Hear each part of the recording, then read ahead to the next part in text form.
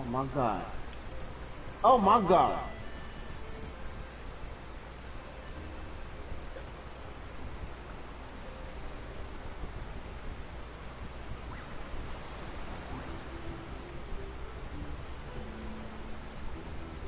Oh, that's Zuba. Sack off. Come on. Oh shit. What's that? You feel like Michael Jackson. I'm finna do it. Yeah. All balling and your ball.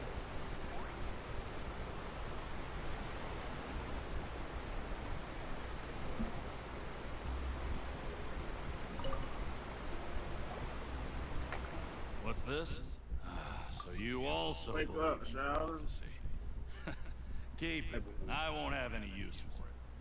What? You mean you don't believe in the prophecy? No, I believe in prophecy. But I also believe in another story.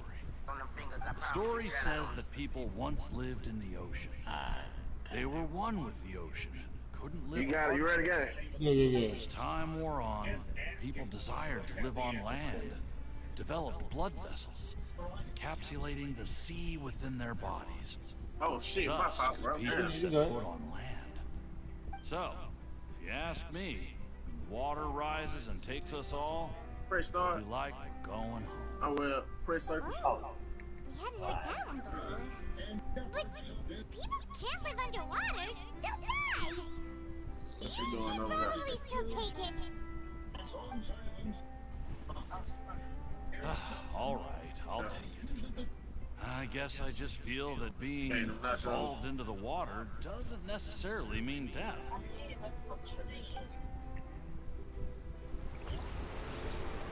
They don't know if they eat. You ask me to read all with. So you're the blonde traveler that everyone's been talking about. My apologies for not recognizing you earlier. Oh, a magic pocket? Seems you really thought of everything. I guess it's better to prepare for the worst and hope for the best. Thanks. Oh, I ain't even know it was finna also end the thank quarter. I'm magician tripping. on my Word. behalf when you get Look the at the chance. score though. What the fuck? That's what I was looking at. There she go. Yo, True is out for the count. Slobbing on pillows and shit. Why would I be asleep? I was cooking. I was making some shrimp. What? Mm-hmm.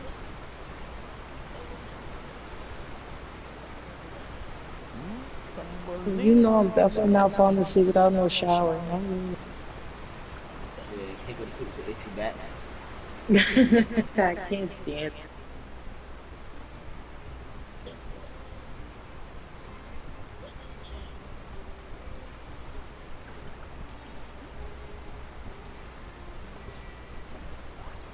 Ah, God. Oh, I should have jacked him.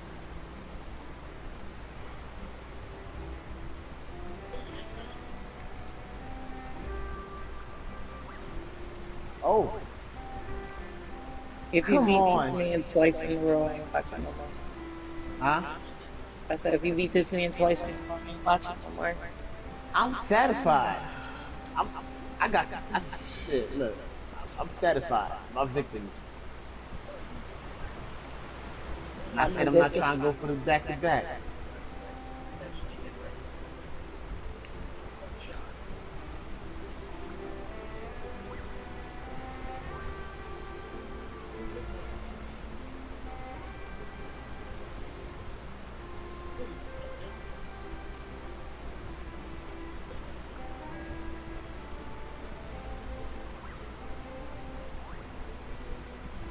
Don't save her.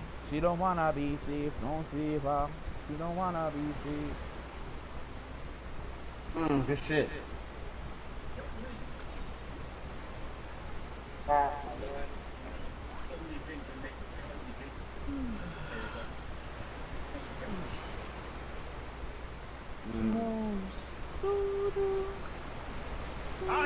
These are the starters pop.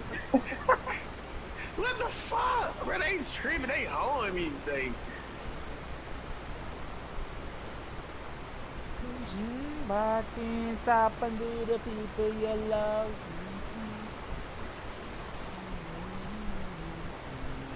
Nothing. Nothing. Yo, they don't crash boards either, yo. Oh, hey.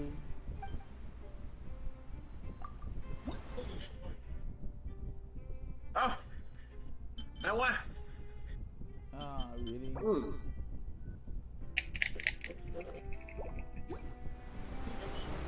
I will do it later.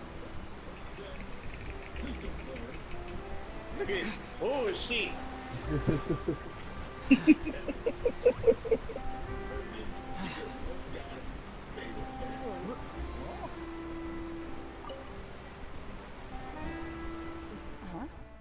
I don't want He that. tried me.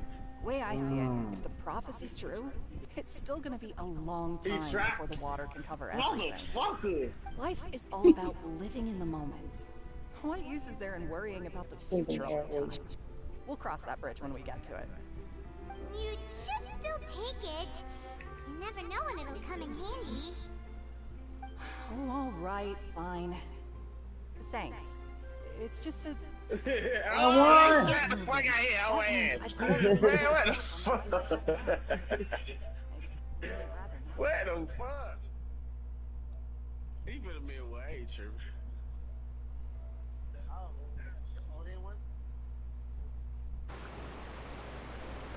I still can't believe George was playing basketball. Oh. Good shit.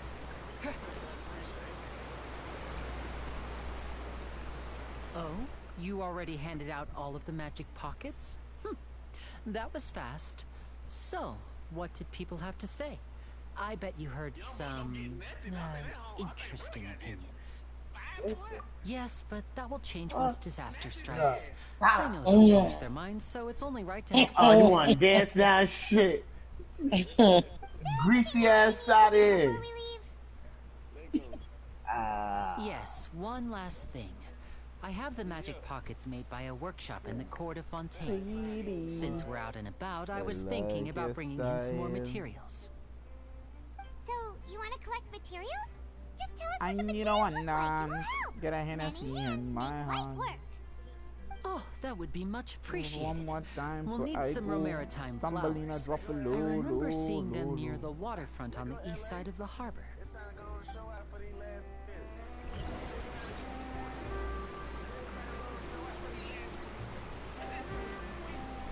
Thumbelina, Mm. what you doing?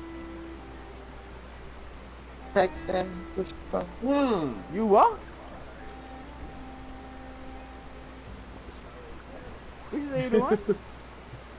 I said I was texting. What are you doing?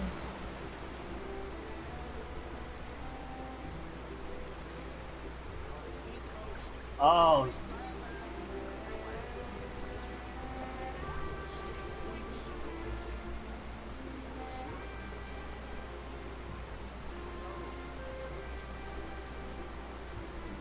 Oh, fancy.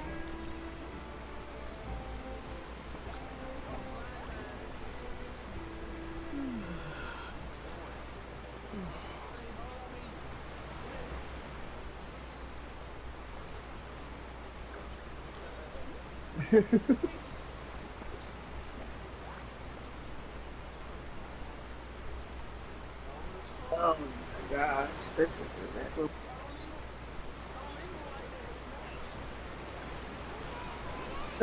The coach.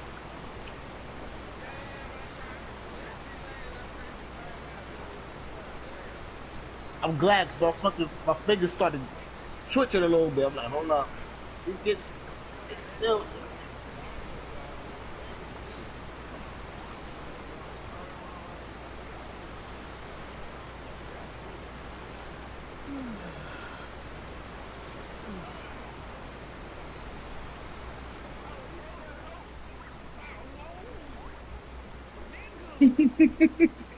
no.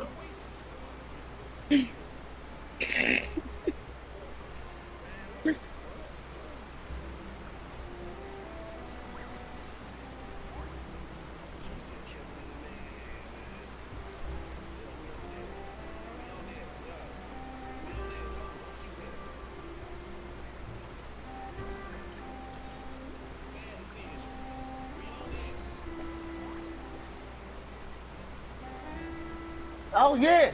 Yup.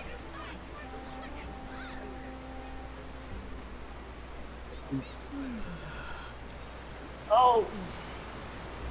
I missed that shit.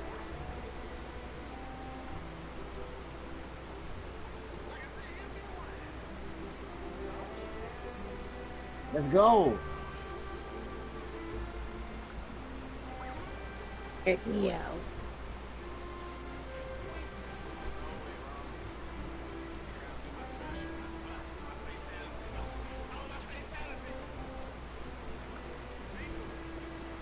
Oh shit. Someone James got crashed.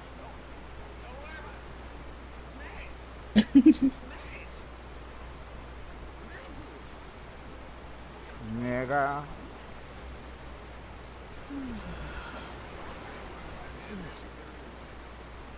Don't worry about it, man. Ah.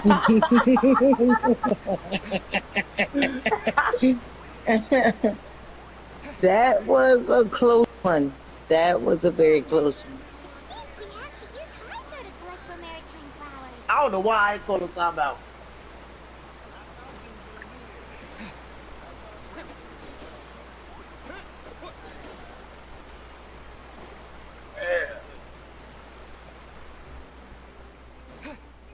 Toddy, what you wanna play? What you wanna do? I wanna play 2 matches of Call of Duty. I wanna be the very best. Sorry. I did it, yo. I got it. And it's so for me to play with niggas I ain't never played with, bro. I thought I was finna grab your ass with it. No DVD, no DVD.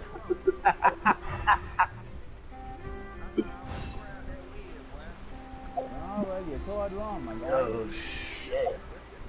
Oh my god. That nigga motherfucking job. I know you. Listen what you said. Nah, listen what you said, bro. You said, bro, I'm not gonna worry about it. I'm not gonna worry about it. I was like, okay, bro, don't worry about it then. What ain't happening? What ain't happening? You got packed. You got packed like a 6-piece. You got packed like a 6-piece. You're stupid. That's that, man. Ross. Yeah. So why I didn't tell you about the whole attitude you gave me earlier about What about? What? So he was like, yeah, I'm blowing in. He was like, bro, did you get the Black Ops 6 yet? I was like, nah, Ross said that he was gonna buy it for me on his next check, but we had lived in an argument, so whatever. And then he was like, oh, so why didn't you accept it when I said that I wanted to get it for you? And I said, no, because I felt bad. I was like, I really low key, honestly, I felt bad. He was like, oh, but if Rasa gets it for you, you feel good. If I get it for you, you feel bad. I was like, no, who said that? He was like, oh, it's just, I'm not Rasta. Yeah, okay, bet, I'm not Rasta. All right, that's all it is. That's all it is. I was like, what? That nigga was talking to me. That's the first time he ever in life, like, caught an attitude with me. I was like, what the fuck, bruh? Yeah. When we trying to get it? Ass in multiplayer. Straight busting ass. That shit so fun. It's different ways it feel different. It's fast, but it ain't fast. It's my speed, dog. None of that hiding too much shit. You get caught out there, your ass get got. All them different modes. I love it. I honestly actually love it. Facts, word. Yeah, for sure though. That's why I like Newtown.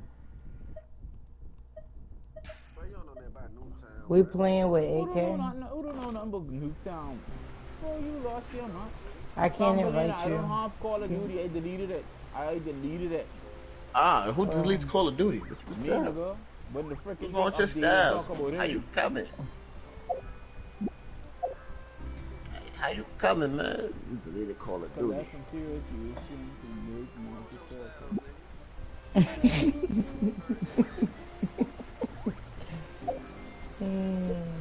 No, Call of Duty just updated on itself. That's what irritated me. You know, it's like, forget.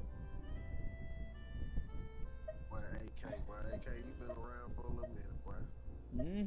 Yes, sir. I been around from the PS2 time to the PS3 time, bro. Damn, I can't do it like that. No. Alright, you guys are in here, okay. Bro, where this freaking magic crap you're telling me? Niggas ain't fucking with that, bro. You should do that nigga bad, bro, next time. I'm gonna catch him. He got one coming to him. What? It's just this nigga live in PA, so that just should be laggy as hell. Like, bro, why the fuck this shit so laggy? It's not even you live in PA. Fucking mountains. Yeah. That nigga said, bro, I'm up here in the mountains, bro. Fleshed out. I said, oh shit. You ain't never seen that house? I ain't taking my ass up there. Fuck that. That nigga up there with bears and shit. Man, ain't nobody got time to have them as no regular animal like a squirrel or some nigga run around like squirrels and shit, bro. Fuck fucking with bears and shit. Can't fuck with it, can't get with it, bro. Lion, tigers, and bears, oh my. Like Florida, bro. They squirrels is alligators and shit. Right, them folk catch them bitches for fun. Facts. Oh, shit. Y'all folk fucking with a dinosaur, man. These folk be shredded. Niggas be on it, but don't know what you looking like. Niggas be on it, but don't even know what you're looking like. Niggas be on it. Niggas be on it. Yes, nigga, it's a whole DJ set. Nigga, AK, you still eat balad, no? What? Repeat that again, nigga. Nigga, I say you still eat balad, nigga. If it's fried. You eating booty? You weird. You's a weird nigga. I love fried bologna. I didn't say bologna. Thumbelina, I didn't say bologna. I said he out here eating bongi.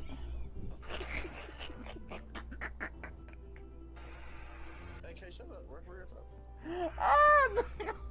And Thumbelina said, I like fried bologna. Frog bologna? What you cook on a regular, nigga? White rice. I'm gonna have to cook so much on Thanksgiving. I'm sad. White rice, tuna salad. Oh, I'll do corned beef and rice. Fried chicken, breadfruit, baked breadfruit or fried breadfruit. Fish, pasta. And then like breakfast, like scrambled eggs, bacon, steamed hot dogs, and grits with pear. Things like that. Ross cooked the same breakfast all the time: French toast, bacon, and scrambled eggs. That man will cook 58,000 different dinner entrees and cook the same breakfast. Wait, repeat that again. Eat Haitians? Yes. Oh. Boy, just is gonna say we ain't cannibals, my guy. What the fish? Well, we actually, it's that Z shit. It's that big Z. Alright. It's Creole. They actually do fried plantains, pickles, pork, and chicken.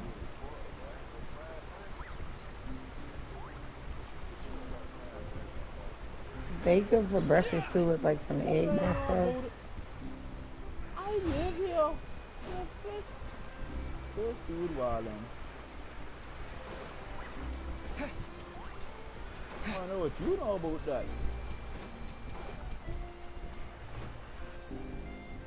I miss my boss. So you might be back out of this. Okay. Oh my gosh, I don't want to talk. Calling me all late and shit.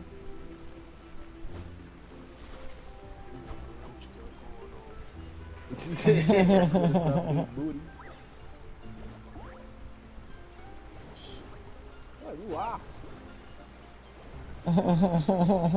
Nah, notice only I can say that now. Only I can say that.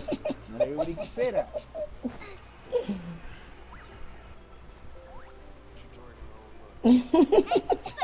What she drinking on tonight? I don't want to answer that.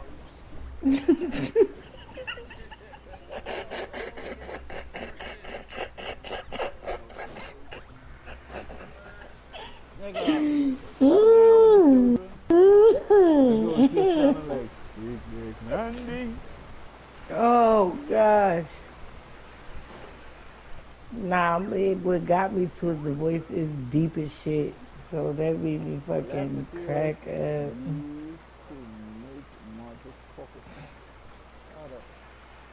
How? I'm looking at the freaking object.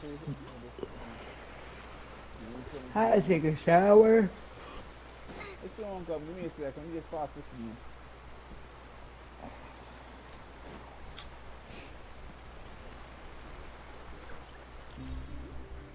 Nigga, you need to rub the back. I gotta use some, what's the name when I get in the shower too? I got a little frizz coming out of my underarms. I don't like it. What you mean? I telling you that you need to get these. Nah, you talking about me? I said that's normal.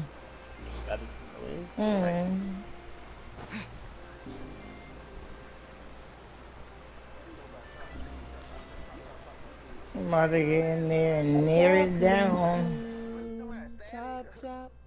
Narrow it down. They chopped and screwed.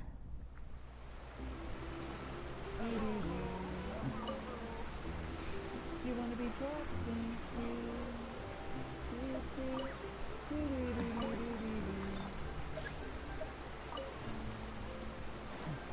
I can't believe I probably won't be going back to work until January. That is bullshit, yo. You should get them when you stay. Bullshit.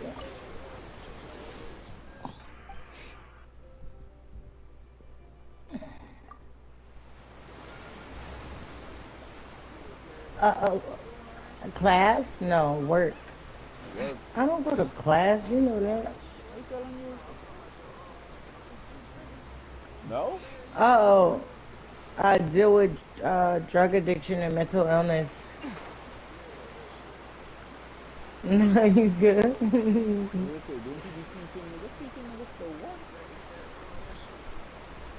Yeah, January. Lock this shit I out. don't need a fourth. I'm the first and the fourth.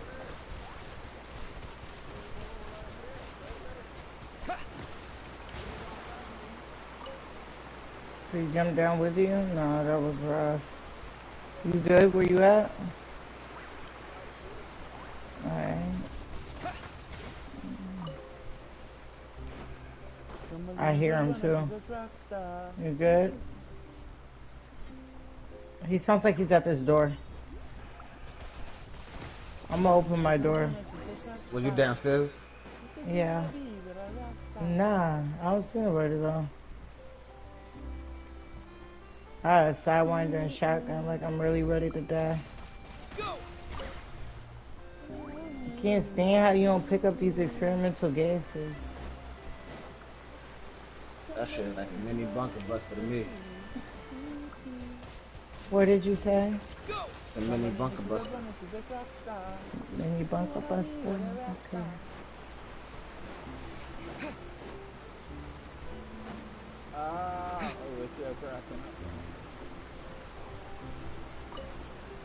Oh, he tagged me. Quick work of that. I can tell you're an experienced The traveler. guy in bio. I've also finished collecting a few here. Maybe next time you'll feel like helping too, Lynette. It's only one guy left out here. I'm not sure if he has a full squad or what. Otherwise, So I fear I'm Yeah, you not do. any They energy do. left for the performance at the Opera House. They might grab my Fine. straight. Though the performance is backed still a up, long though. way off. Now that we're finished should I here, land in we should Chemical? get ready to head back to the Court of Fontaine. We're going to the Court of Fontaine before we head to I feel like anywhere I go over here, they're just gonna be on it. wants a tour of Fontaine's largest city and try...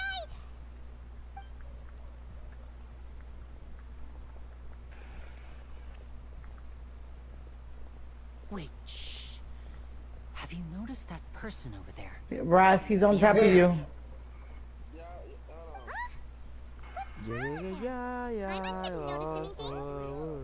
No, I was gonna watch it, but then you said it was really scary, so I didn't want to watch it. Similar methods. We divert attention and a distracted audience. He threw experimental gas on him, so fuck. Watch her movements carefully. Whoa, bro. Whoa, Tyrone. You don't gotta put up the 9. Oh, he's right. Yo, Ross, you alive? Where are you? We need to think over here by the ship. But it seems she's very alert. Shit. Perhaps we should split up. I have to get like away from them. I'm leaning and living. The lift over there and wait up hey guys. They're not gonna keep doing me like that. What's up? Sony came up with a new phone. Well, I just need comms. So, Tiggs, were you on top of hill? Nah, he over here too. I'm about to go. How many of them was over there? All right, let's go. Alright. Oh my god. Yo, where you come from? Hey, yo, nigga. You Sorry about the land me like that. They gonna land on me? You're landing on me? You don't gonna talk to me like that. Come back in 10 seconds, yeah.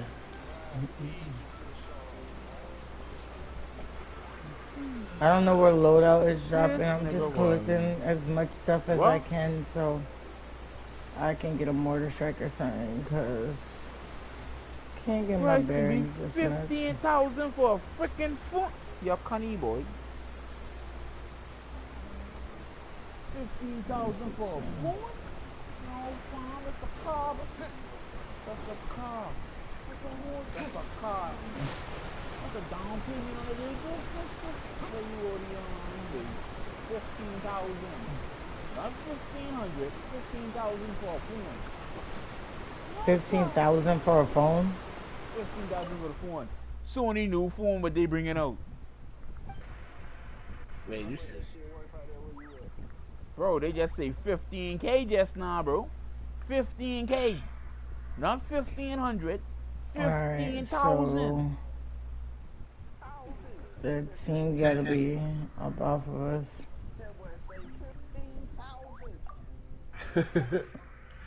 Yo. No, bro. I need that wildin', bro. Where? That's wildin', bro. 50,000 for a phone, my guy? That's a car. That's a down payment on a little business, bro. I'm heading uphill. That ain't kicking it.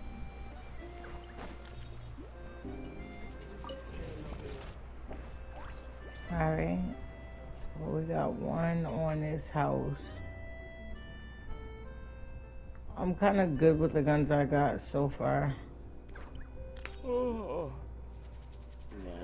Is he on house or is he on factory roof? I can't tell. So he's not on the house. I'm gonna push loadout. We got one on top of hill that fuck. Boy, I tell you. Ain't no way, nigga. No way I was letting you survive. There's people... He was getting shot at from factory roof. Yeah. You hurt? Yeah.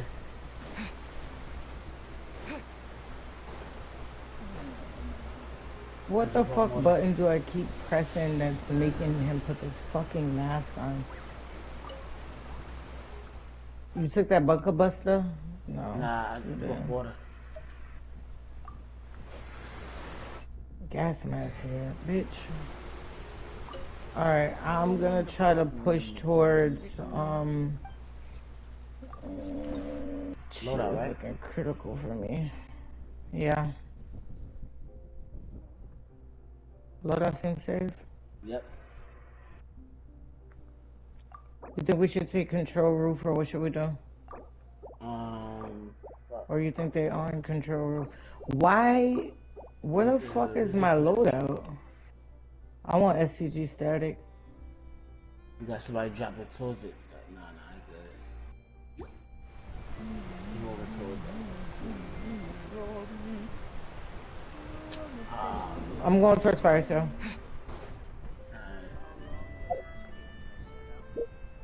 So there's one on control roof on the other side on the little part. He's shooting down. He has no idea where even. Can somebody pick up that precision?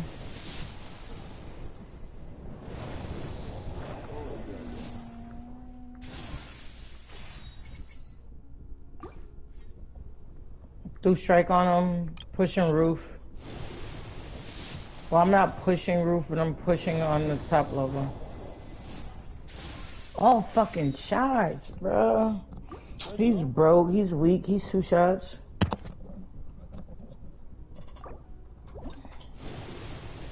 Nigga, how you... Man, fuck out of here, bitch.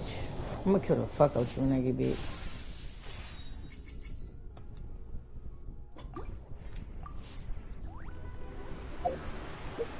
They got my precision. They got everything. Good shit, guys.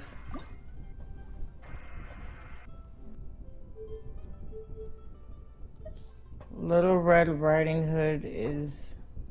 What floor are y'all on? I'm on the same floor you were just on.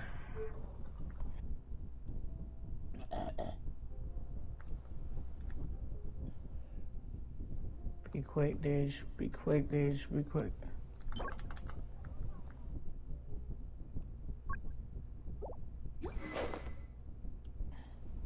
Who's that, Todd? You upstairs?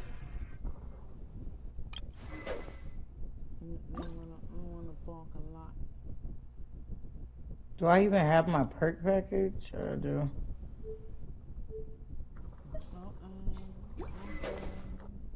Fuck! This is the spot where Lenny wanted us to wait. Oh, look! Isn't that her?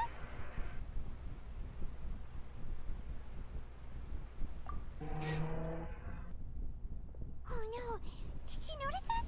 She started running the other direction! What should we do? Should we chase her? There's a whole squad in that building running as a whole squad. Just so you know. If you encounter one, you're gonna encounter 3.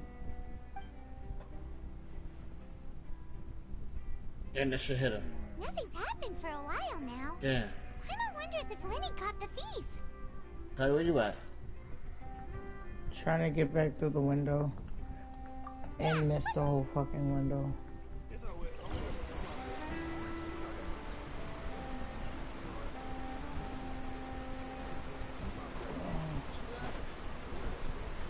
Oh, this didn't. Fuck. Damn. Are you sure that's all she took? You should check to make sure you're not missing anything else. Alright, ladies, you gonna play one more with me? Oh, Huh? You gonna play one more with me? I didn't notice a thing earlier. Alright. Anyway, I should be going now. Thanks again. The lowest price for this phone is Were you returning what the thief had stolen? Then it goes up to $15,000, then $18,000. That's right.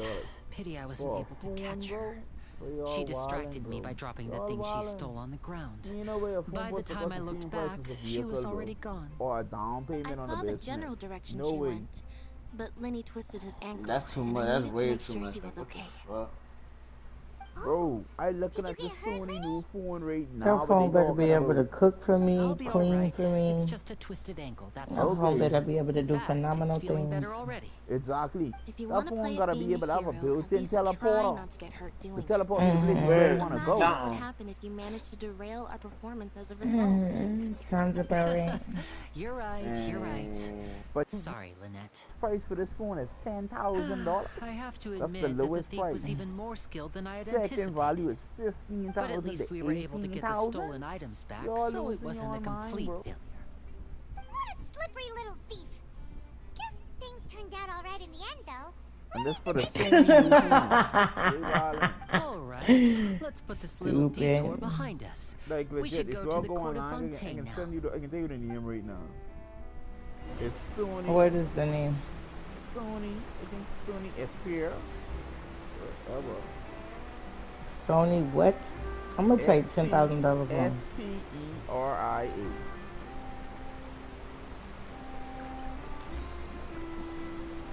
Sony Xperia. Sony Xperia. On mine it says that it's $1,598, not $10,000. Oh no, on mine, the link I looking at right now, this is what they showing. Like legit, they show you like the qualities of the phone and all the things they could do and the capabilities and the RAM and the storage and all But that. look at mine. Mine does not say number no $10,000. Yeah, they're straight here talking about freaking longer battery life and all that. And they But say price in Kenya, 10,000 shillings. What's shillings? Amazon, the phone is 1,600.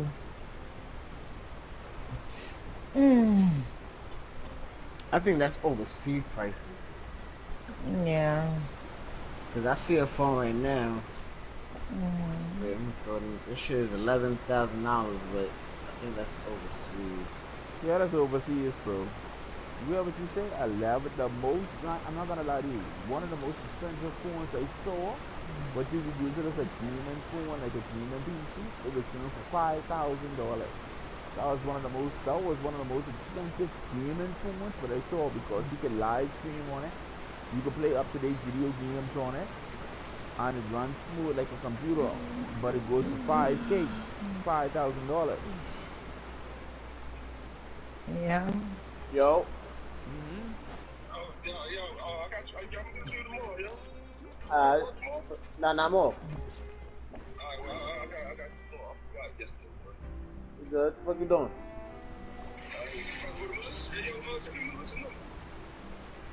Oh, what the fuck did I say for me? I got you. I heard scrippers. So, rewrite I'm gonna send it to you. go into the city? What an ingenious way to get around. People in Fontaine really know how to use water. Where we at, Yardy Tardy? This You like is the an party? aquabus. It Yeah. allows people to travel I'm in between several bio. key locations around I'm Fontaine. always You in It's bio, pretty convenient, Thumbelina, really? but You the in ride bio? can become a little dull after fuck. a I'm while. doing the chemical The engineering. scenery is Hold on, always the kinda. same. That's why it's better to travel Thumbelina. with friends. Ain't no fucking way. Still boring. What you want, even when AK? I'm riding with you. I like it when you talk like that. Little sexy voice. No, like that's it. not what I meant. It's Thank just you. that, well, you don't really I talk guess. that much. Besides, it doesn't really feel like a real trip when it's just the two of us. You're It's silly. the same as I'm being landing at on your home. ass. Ooh, you're being fucking shot at by a full Nah, squad, and there's I'm in the car. Guess that's what it's like to be an older brother. Where you in the? Oh, It's about time for us to leave. Let's you in the go. back there? I had no choice. I was already like so low that I couldn't swing anywhere else. It's okay. Alright, just land them. Is somebody there? Ah.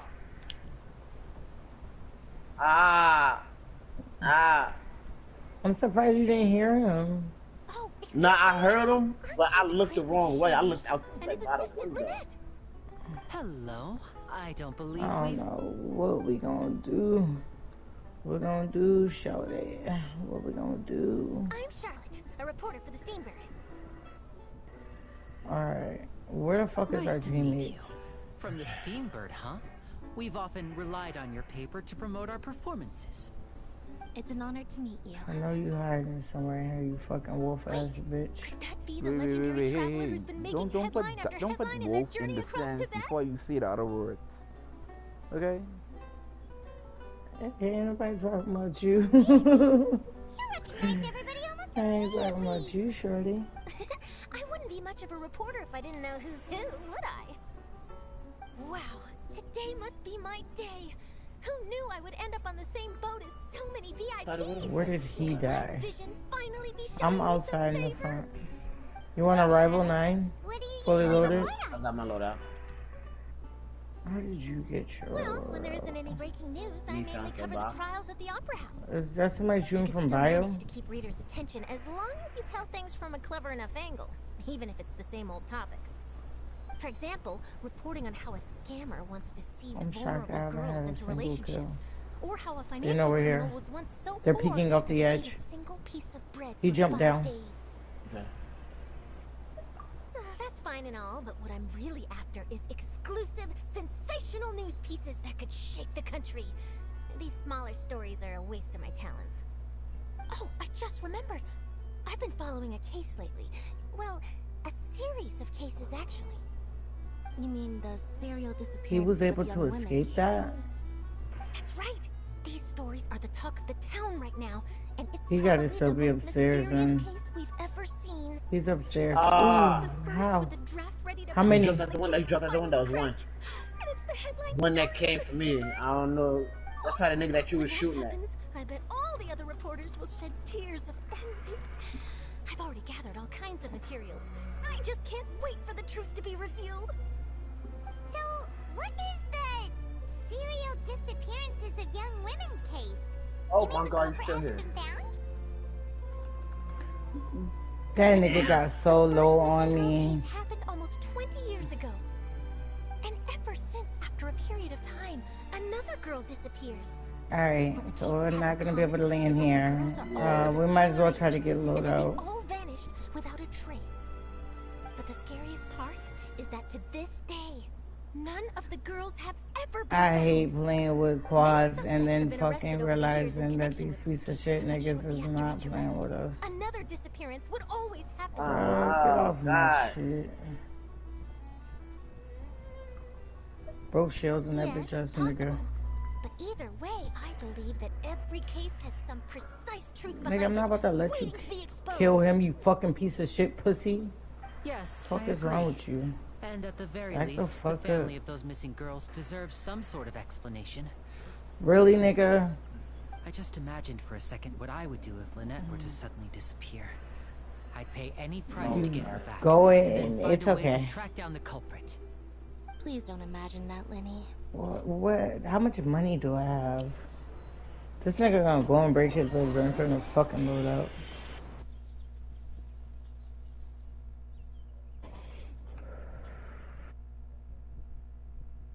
Alright, but there gotta be a better way to do this. Work smarter, not fucking harder. Shut up, white man. Fuck up, white man. So they say GTA 6 meets Mafia. And stunning new photorealistic open world. They're busting at me. Watch our backs.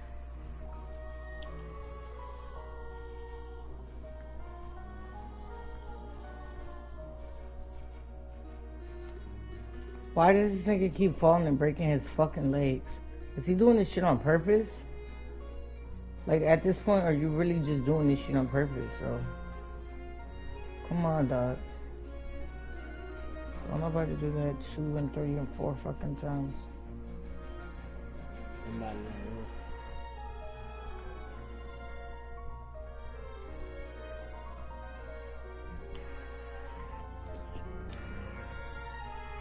Down somebody on roof. Down 2 on roof. I'm pushing roof. Well, I really enjoyed chatting with you. Life should be full of pleasant little surprises like this. Oh, down now. Oh, shit. Fuck, I'm coming. Fuck. I have an interview to get to. I should get going before I'm late. Damn. Hyman hopes we can chat again soon, Charlotte. See ya! Bye now. Why these niggas gonna stay with us, yo? Fuck out of here, bruh. Alright, you want me to go take a shower? Yeah. Always running around Huh? and interviewing everyone. Alright. About to. Alright, later, Icky. If you don't mind, how about we stop? Yeah, I'm trying to find this shit now. Hold on, stay on the phone. Besides, I still have all the materials we collected. Sure, we wouldn't mind at all. This city is so huge, I wouldn't know where to start anyway.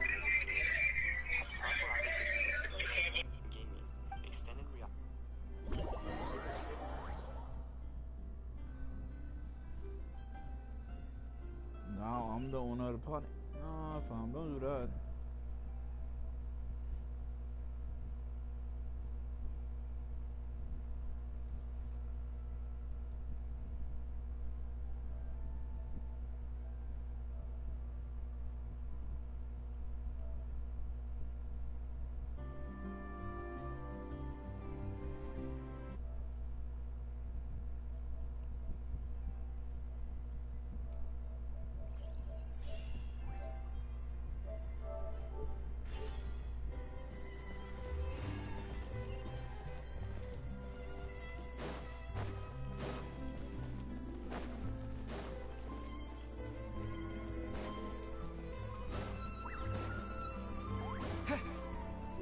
Wait. Okay, let's see.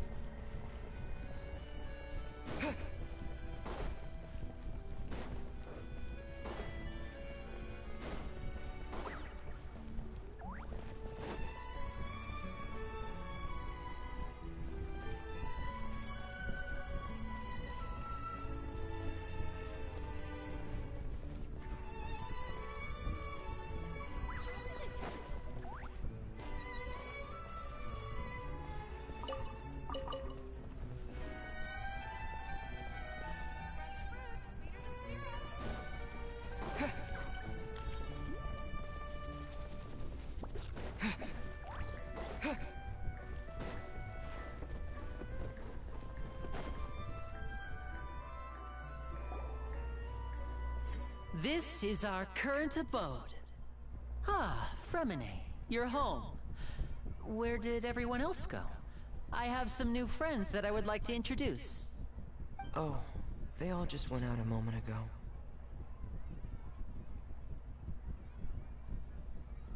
I see. Everyone is getting busier now that Father will be returning soon. I suppose that can't be helped. Allow me to introduce you to my little brother, Fremine. He is a phenomenal diver. Hello. Nice to meet you! Paimon is Paimon, and this is the Traveler! Oh, you sound very proud to have a diver as a brother, Linny.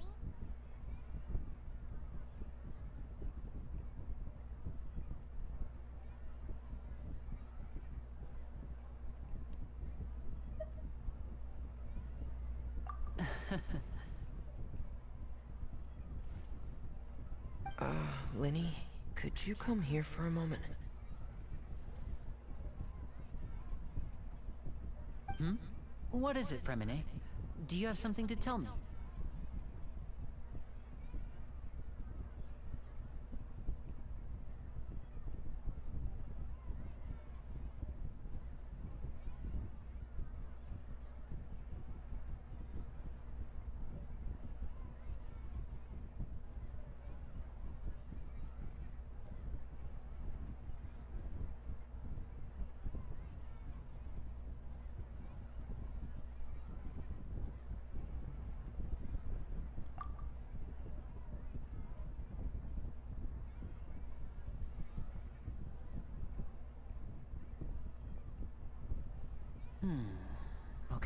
I see. Is everything all right? Oh, it's nothing. We were just discussing a little housework. Sorry for the interruption. Oh, before I forget, the Traveler and I collected more materials to make magic pockets. Were you able to get any, Fremine? Yes, I went diving and gathered lots of materials. I was about to give them to you. That's our Fremine, always quick with the underwater work. All right, I'll take these to the workshop.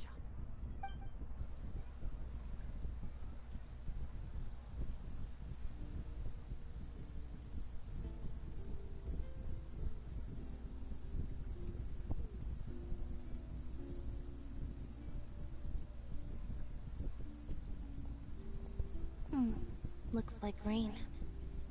Oh, you're right. But wasn't it clear and sunny just a moment ago? Fontaine's weather sure is weird. I'm afraid that's just how it is here. It often rains on days where there are trials being held in the Opera House, but don't worry, it'll clear up soon enough. What's wrong, Fremine? There's a legend about the rain that I tend to believe. It's said that a dragon of water once resided in Fontaine. Though we don't know where the dragon went, every time it weeps, the skies will cloud up and pour out rain. When I was a child, my mother told me that if I wanted to go outside and play, I should yell toward the sky at the top of my lungs. Hydro Dragon! Hydro Dragon! Don't cry! If it's an elemental dragon, then having the power to make it rain would be very unusual.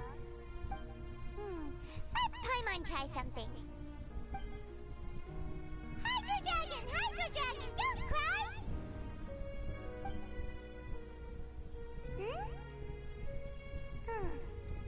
cry! Doesn't seem to be of any use. It is just a legend after all. You know, you might be a more popular magician if you understood the concept of romanticism. Or could at least play along. Sorry. It might be because we've never met the Hydro Dragon. Perhaps it can't be comforted by the words of strangers.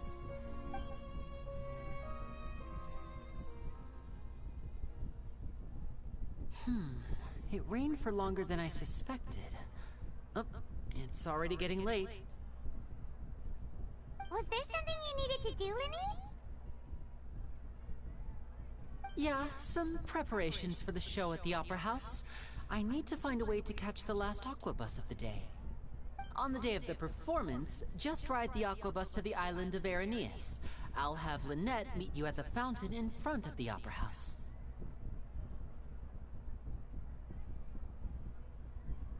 Oh, are you leaving now? What is it, Fremine? I'm in a hurry. Oh, I get it. You feel nervous delivering the materials for the magic pockets, is that it? Perhaps we could trouble the Traveler to help us take these materials to the Beaumont workshop and deliver them to the owner there? I'm afraid that Fremine can be quite introverted, and the boss there tends to be pretty talkative. Fremine has always been a little afraid of her. No trouble at all! Don't worry, we're on the case! Sorry for the inconvenience. I'm quite useless when it comes to such tasks. I'll think of a way to make it up to you. Oh, no need, no need. This will be a walk in the park for us.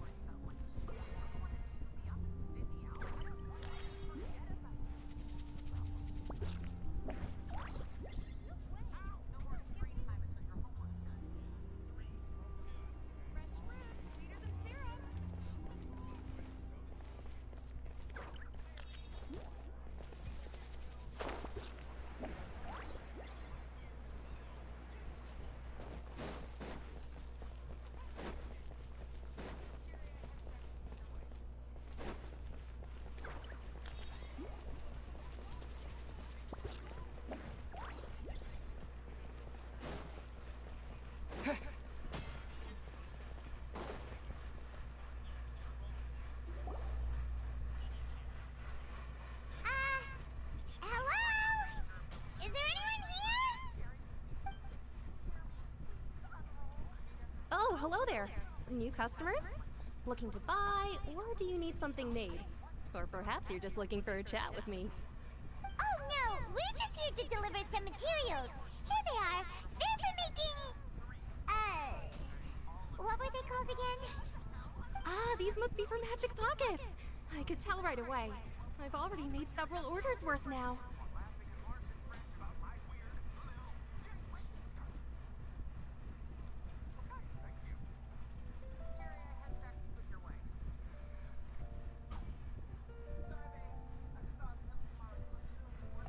No need. They've already prepaid several batches worth.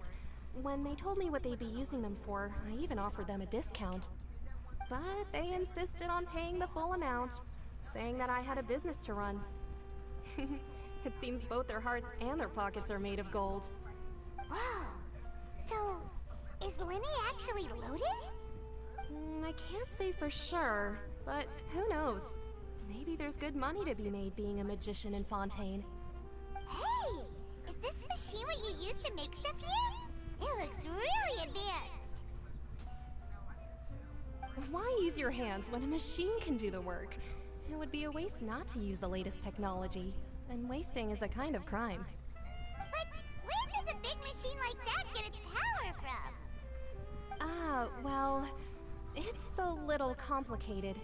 I'm not sure I can put it in layman's terms for you. But basically, everything we usually use here in the city is powered by indemnitium. It's a type of energy that's produced from trials. Huh? How can trials produce energy?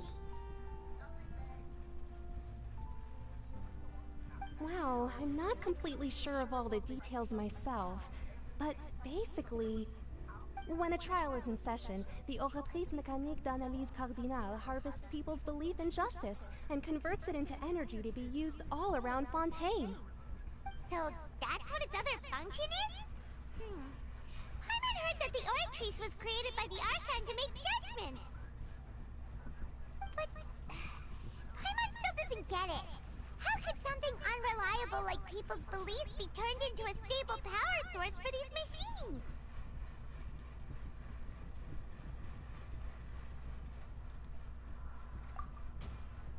Oh, yeah! So that means the Hydro Archon relies on the machine to take the energy created by belief and turn it into power for all of Fontaine, right? Even though I've never heard anyone really put it that way before, it sounds like it makes sense. Besides indemnitium, we have another type of energy called mumusia. It isn't produced by the power of the Archon, but it is unstable by nature. Even now, it still cannot be widely used by civilians. I thought I'd find you hard at work, but here you are chatting the day away. Since you're already talking, I'm sure you wouldn't mind a few words with me. You again? Didn't I already promise you that I'd have the more I owe to Confrérie of Cabriere by next month? Why are you hounding me now? Yeah, but how do we know that you won't go running off by the end of this month? I want 50% today. Wait, no, 70%. Huh? You... Seems business isn't so great for the workshop. We've already finished our job and delivered the materials. Maybe now's a good time to leave?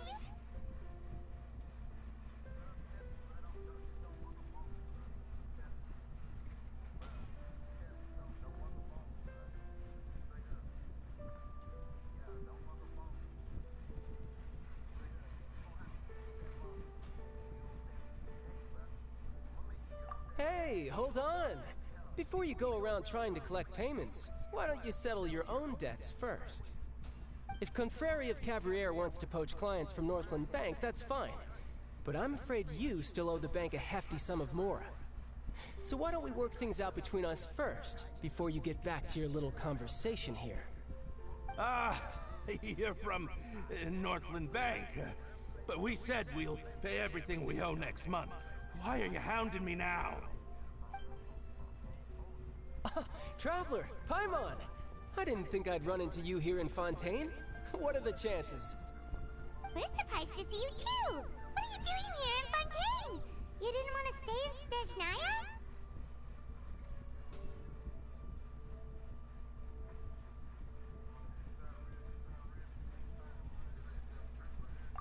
Snezhnaya? Long story short, I've already been in Fontaine for some time now, and honestly, things have been pretty boring. But it seems that fate brought our paths together today. Not only will I have some good friends here now, but ones who always seem to find trouble. Either way you look at it, it seems things are going to get a lot more interesting now. Pretty sure we'd want to avoid anything that you'd find interesting. Besides, our trip here has gone pretty well so far, right, Trevor?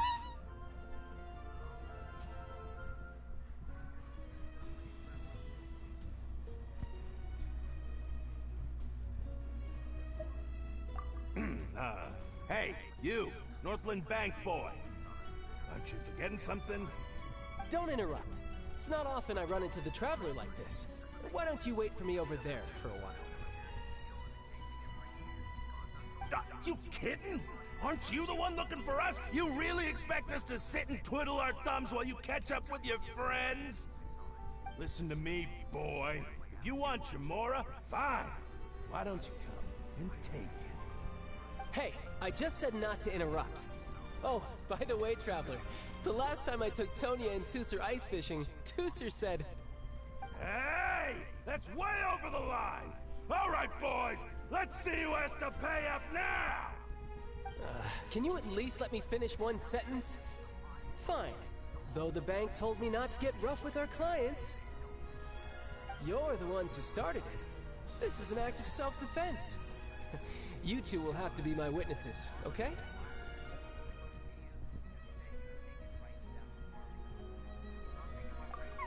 I'm sure this won't take long.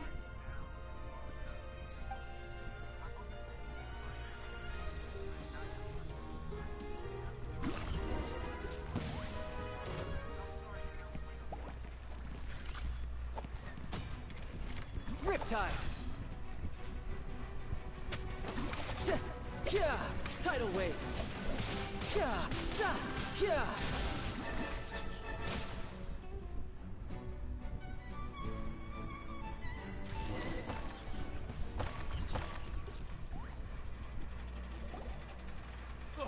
What's your deal, Brad? How are you so strong if you're just a staffer from Snezhnaya's Northland Bank? Wait, don't tell me you're... Oh, now you notice. It's a little late, don't you think? Just make sure you understand that you don't mess with Northland Bank. Got it?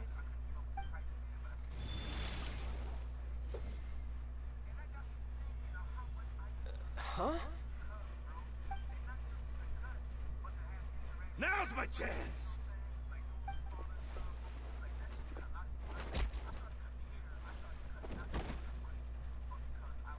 Huh.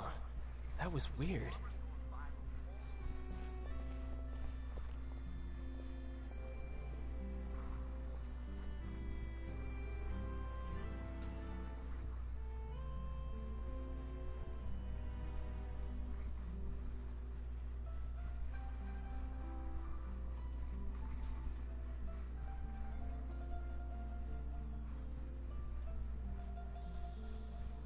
I'm not sure. It's as if I suddenly lost control of my hydro powers when I needed them. Maybe there's something wrong with my vision? Strange. How could that happen? First time Paimon's ever heard of someone losing control of their vision. Never mind. It doesn't matter. If I want to stay sharp, I shouldn't be relying too much on my vision anyway. Besides, I always have my delusion in case I need it.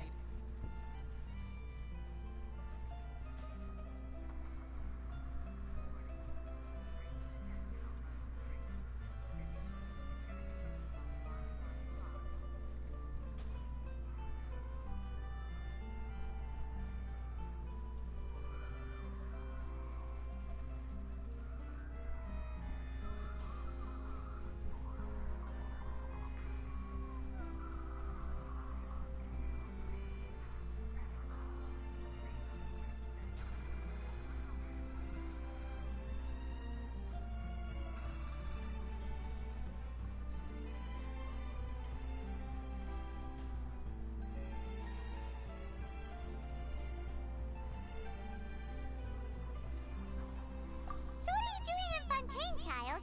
I don't see it's work for Northland Bank. Well, I guess it's because I've been in a bad mood lately. Huh? What kind of reason is that? Wait, since when do you feel down about anything? I don't know. Maybe I still have a lot to learn about myself.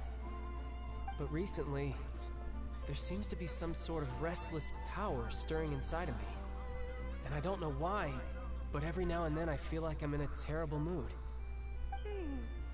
Maybe you losing control of your vision just now is connected with that power you're feeling inside. That is a possibility.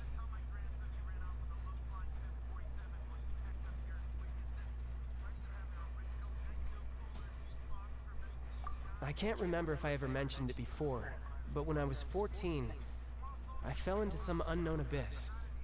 It was during that time I learned nearly all of my abilities.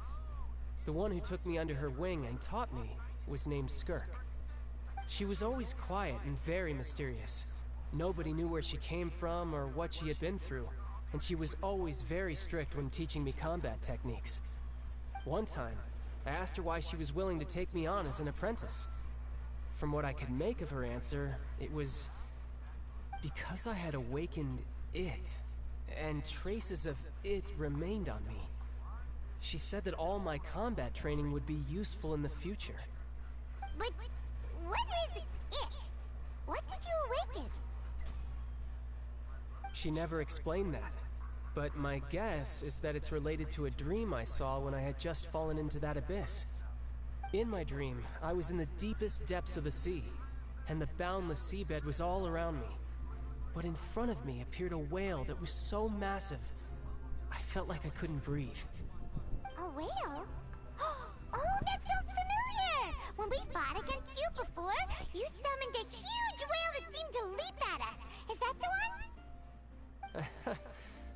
That's just an abstract form of a whale that I create using my elemental powers. It takes that shape because the scene I dreamt of the whale has always been stuck in my mind. I'll never forget it. So you used the whale as inspiration for one of your moves? Huh. Seems a little twisted to Paimon.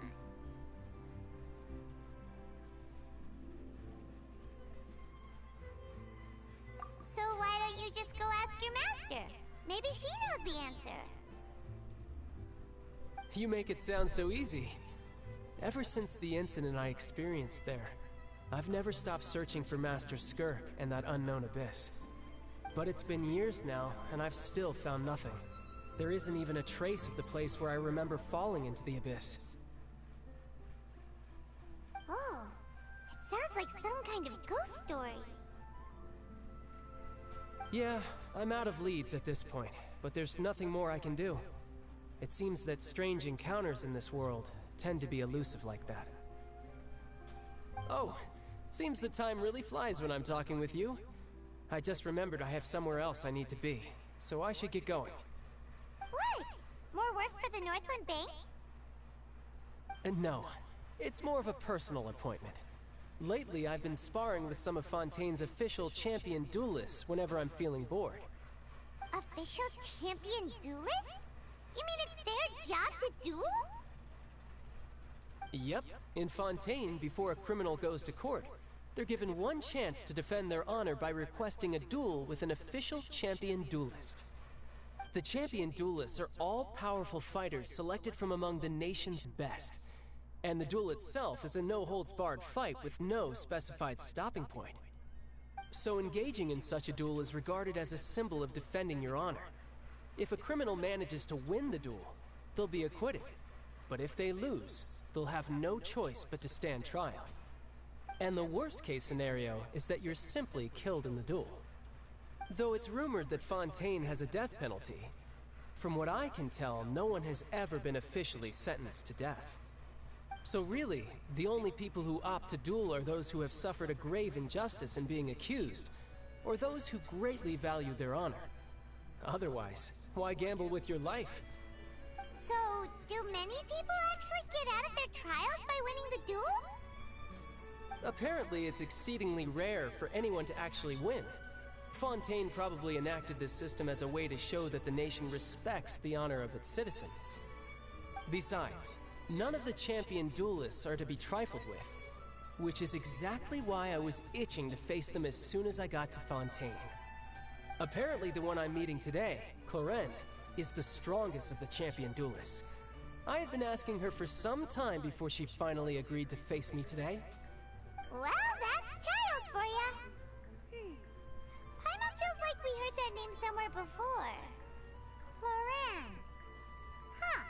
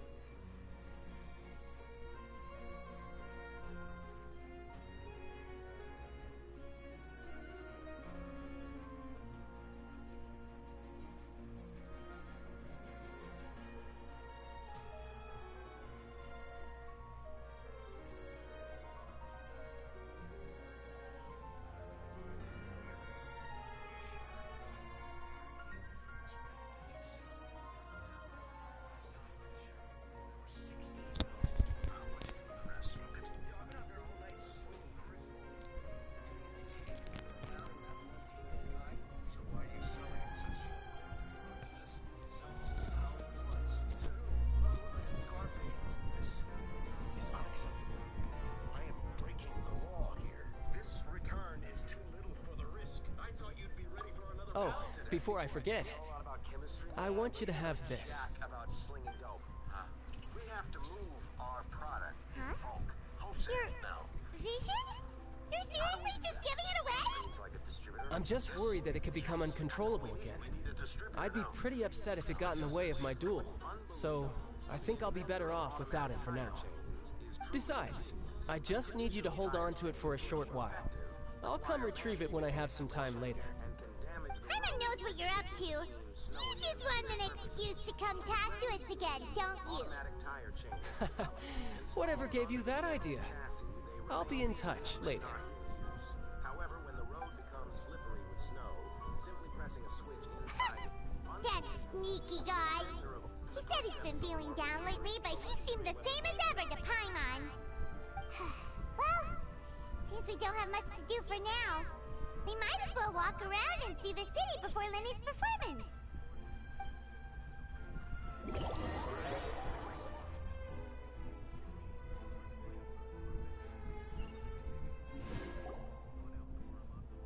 Wow! Who could have seen that coming? The reporter who was barely around for most of the story was the murderer all along!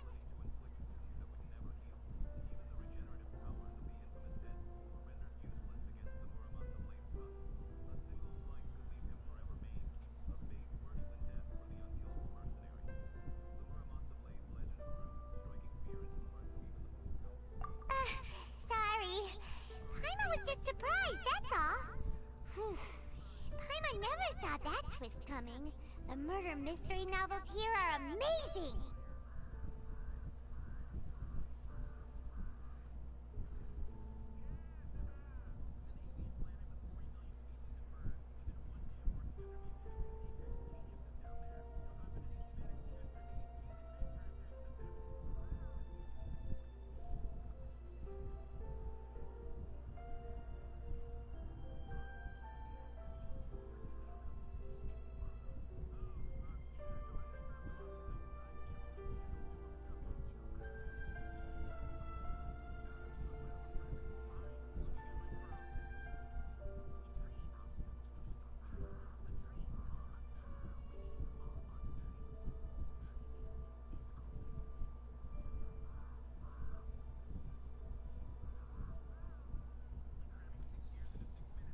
Shoes. The whodunits here in Fontaine are a lot different than the light novels you see from Yai Publishing House.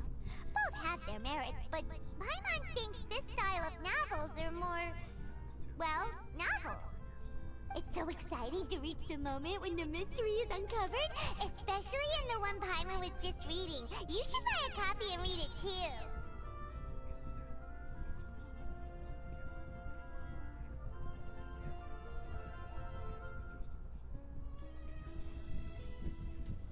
Oh, sorry about that.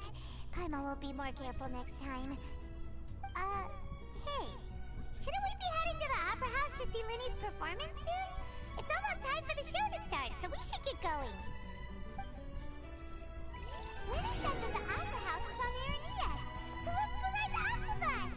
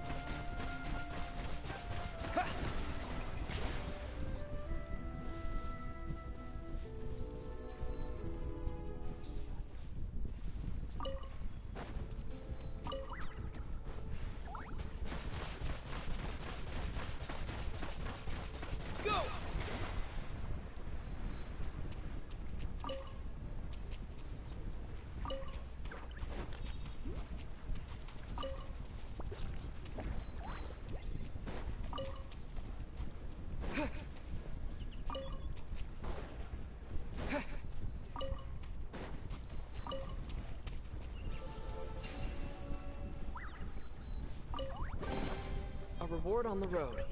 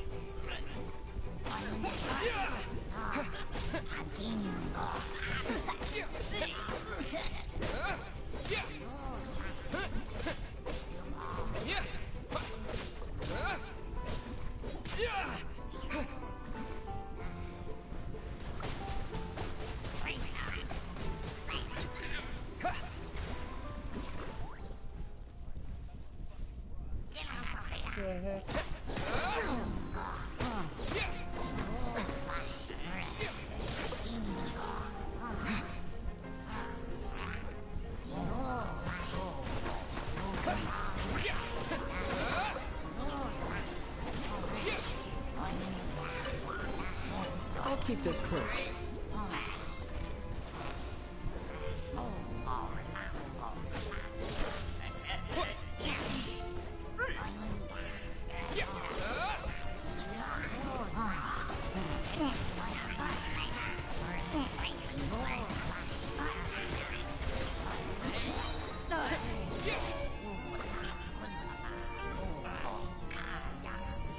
Wipe out!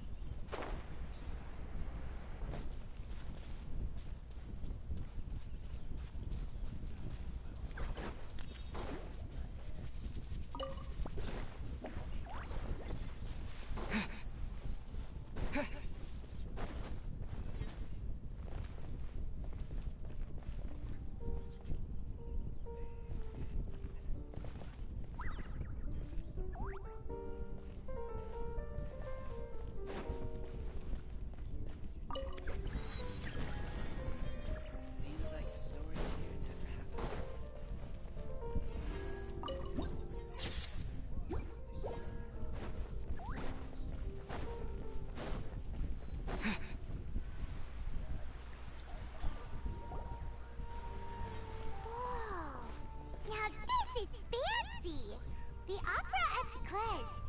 What a place to hold a performance! No wonder Linny and Lynette were looking forward to it. Huh. Looks like there's a lot of people standing around the fountain up ahead. Oh, Archon, please bless us with a bright and healthy child.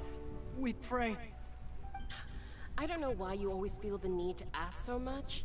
I'll be happy as long as our child is healthy and lives a peaceful life. I guess if they're our kid, then there's no doubt they'll turn out smart. Maybe this is one of the customs in Fontaine. There sure are a lot of couples here. Vache.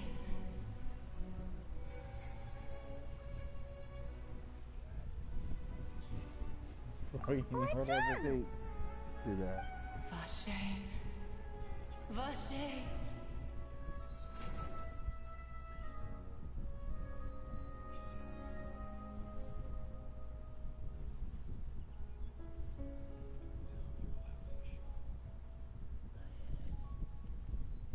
No, Paimon didn't say anything. Are you hearing things?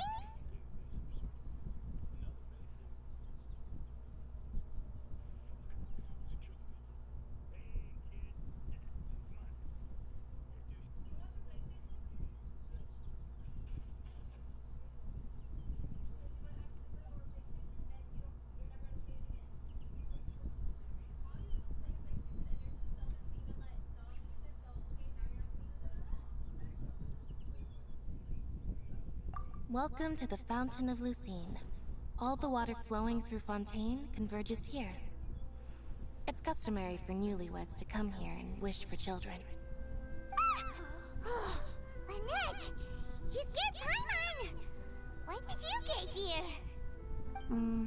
When he asked me to wait here for you, remember? Right.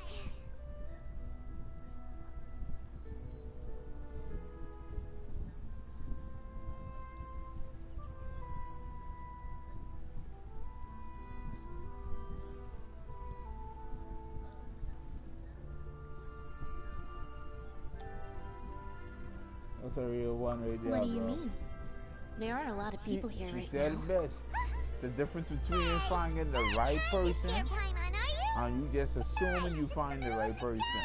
You get people who will motivate you to be better in life, and I'm happy with your goals. You just get people who don't want to see you elevate. I might be able to tell you something that could help explain the voice you heard. Because they don't want to see you above In them. fact, you might But not if be you're imagining things at all. Then I suspect that what you heard is a result of your hypersensitivity to the hydro element. Others in my family have had similar experiences. Better yourself, what you gotta do. Because of his Life. sensitivity to the hydro Tell the element? right person come along What with would you. hearing a voice have to do with elemental power? When do you cry, Paimon? Wait, what? What does that have to do with anything? Just answer me. When do you cry?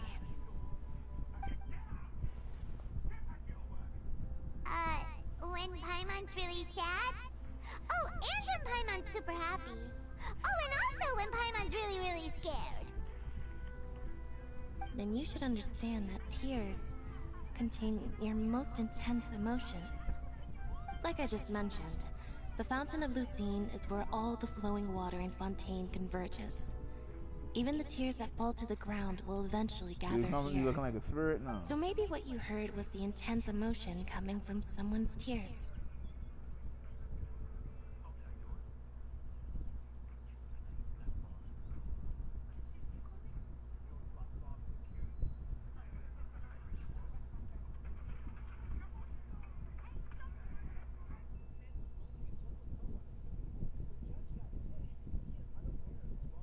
So, what did the voice say?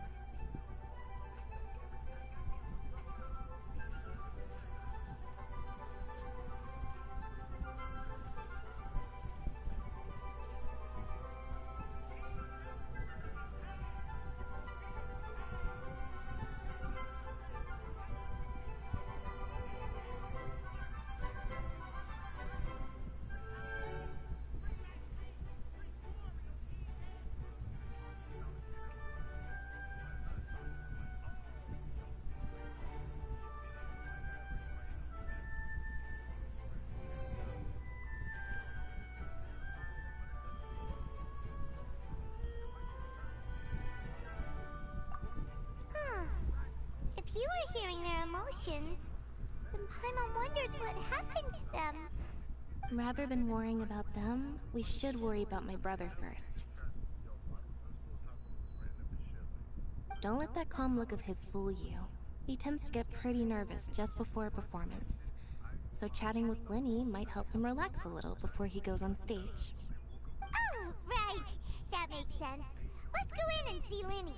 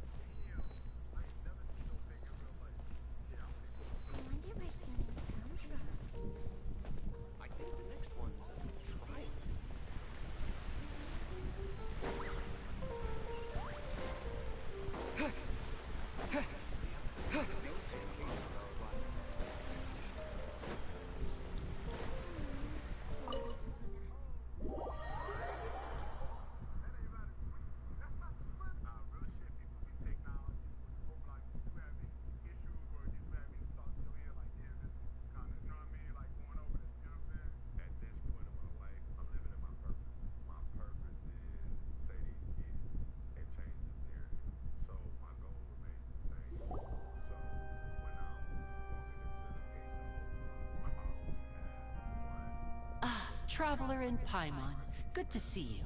I knew you two would come. Are you kidding? We wouldn't miss it for the world. We've been looking forward to it. I can tell, judging by how early you've arrived. But you're actually right on time. The audience still hasn't started entering the venue yet, which means now is the perfect chance for us to take you to the best seats in the house. Wait just a moment. I'll fetch the tickets.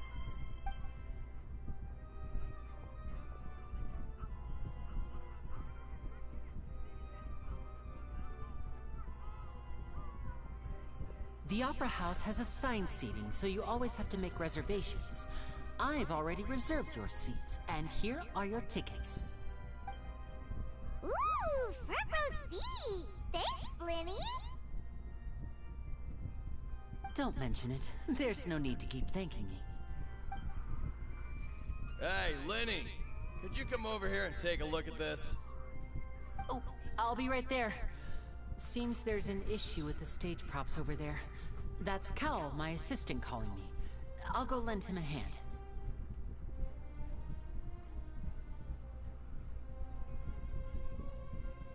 Yeah, we'll just go to our seats. You go ahead, Linny.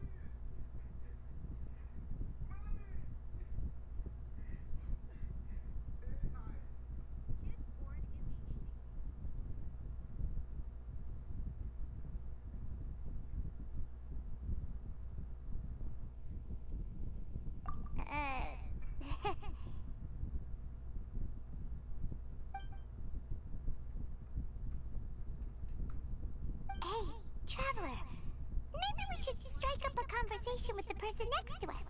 Since we're sitting together and the rest of the place is practically empty still, it's kinda awkward if we don't say anything.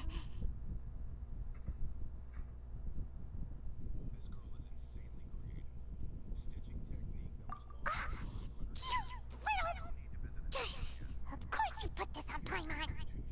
Excuse me, I did not realize you felt awkward. I am terribly sorry. I would be perfectly happy to chat with you if that is what you would like. Oh! So you heard all of that, did ya?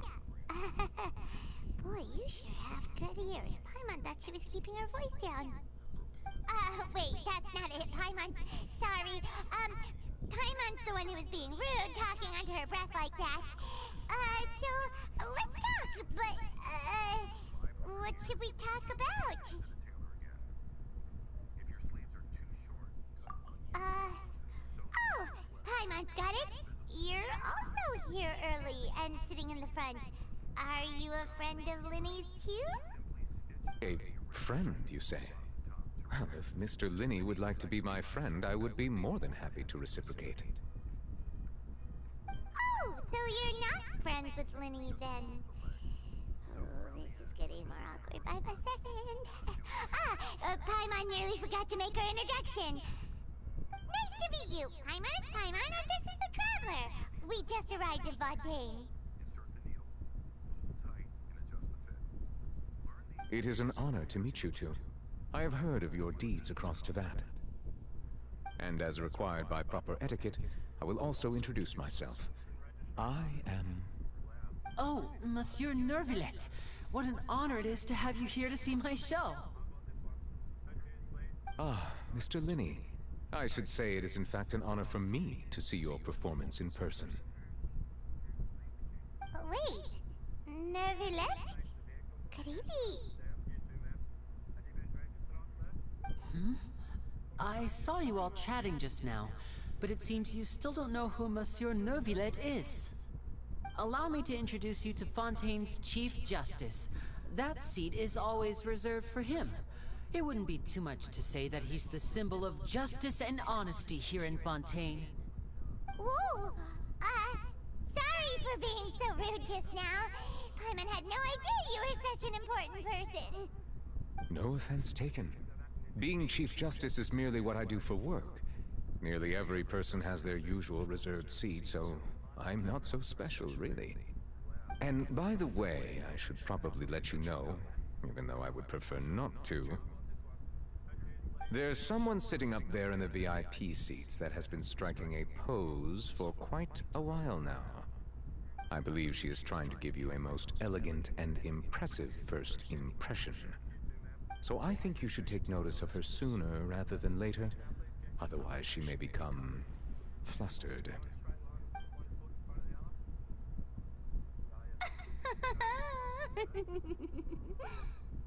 Huh? Oh, it's Farina, the Hydro Archon. She sure has a smug and satisfied look on her face. Guess she has no idea that you saw right through her act. Very good.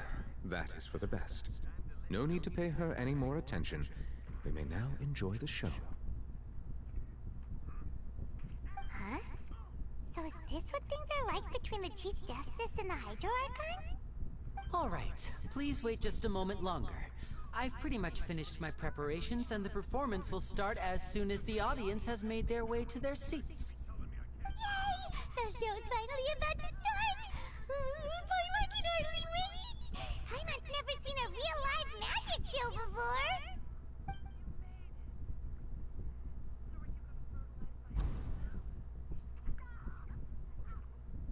Ooh! They're dimming the lights! The show must be starting!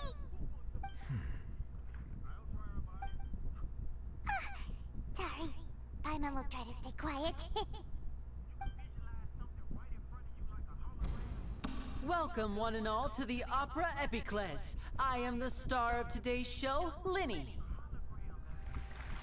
And over here is my sister, Lynette, who will be working as my wonderful assistant. Please, let's give her a warm welcome. Hello, everyone. I know she may seem to be a little sleepy right now, but that's just a sign that she's nervous. Whatever. Now, some of you may be thinking, two vision holders who can freely manipulate elemental powers performing magic is not true magic at all. So, I would like to take a moment to assure you that elemental powers will have nothing to do with what you will witness on the stage today.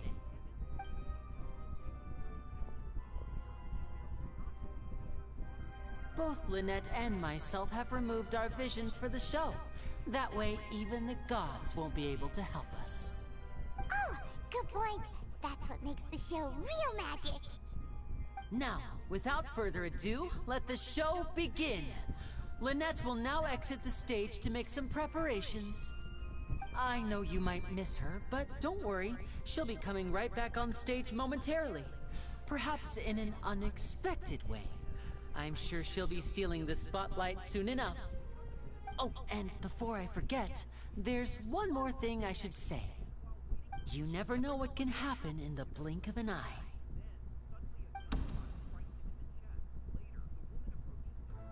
A magician's greatest skill is making things disappear or appear. The possibilities are endless.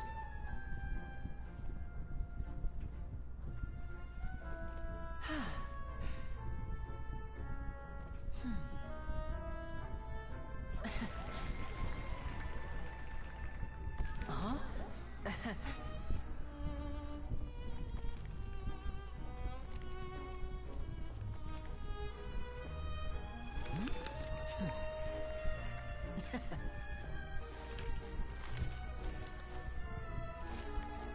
But this isn't what you came for.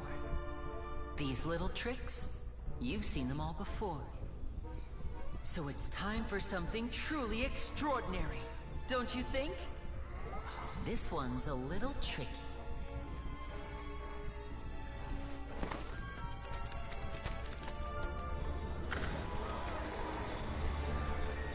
Using this water tank, I shall make my sister vanish completely, right before your very eyes.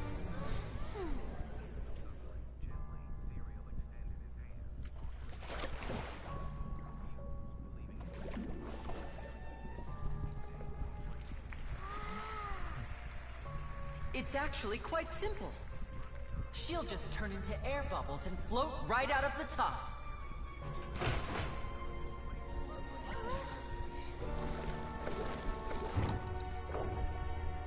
Oh no!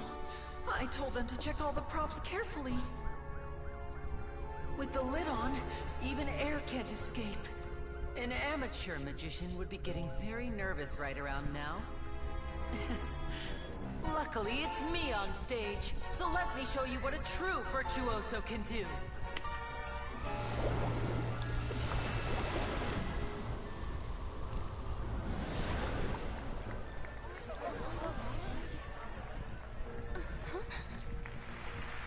Lynette, are you still there?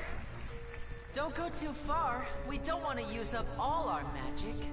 Hi, I'm back. Uh-huh.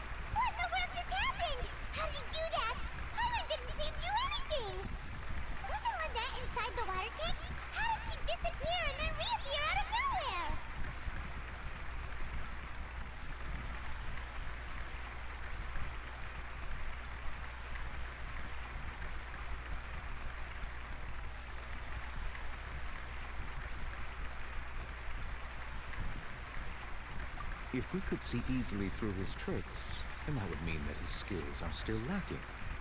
To appreciate magic, you should focus on the show happening on stage, rather than getting caught up in trying to see that which has been intentionally hidden. That's right. Paimon couldn't believe her eyes when Lynette reappeared.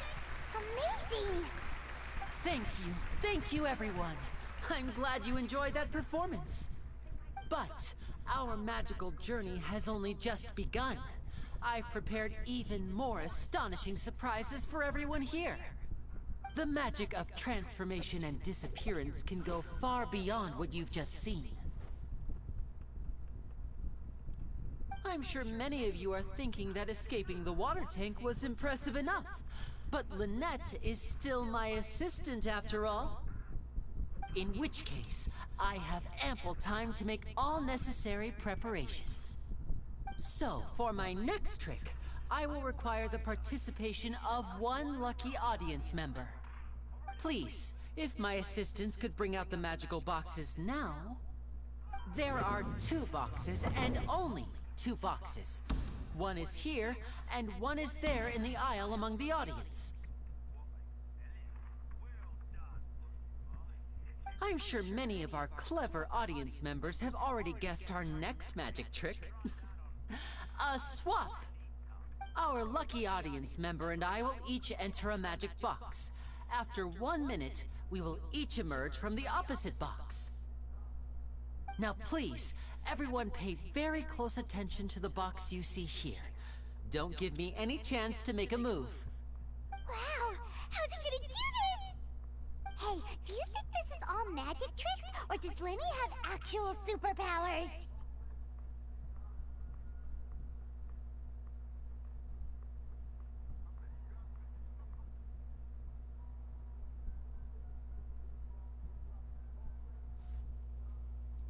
The lucky audience member will be generated by this random number selector. It selects numbers entirely at random. Even I don't know who will be chosen to participate. Now then, let's begin.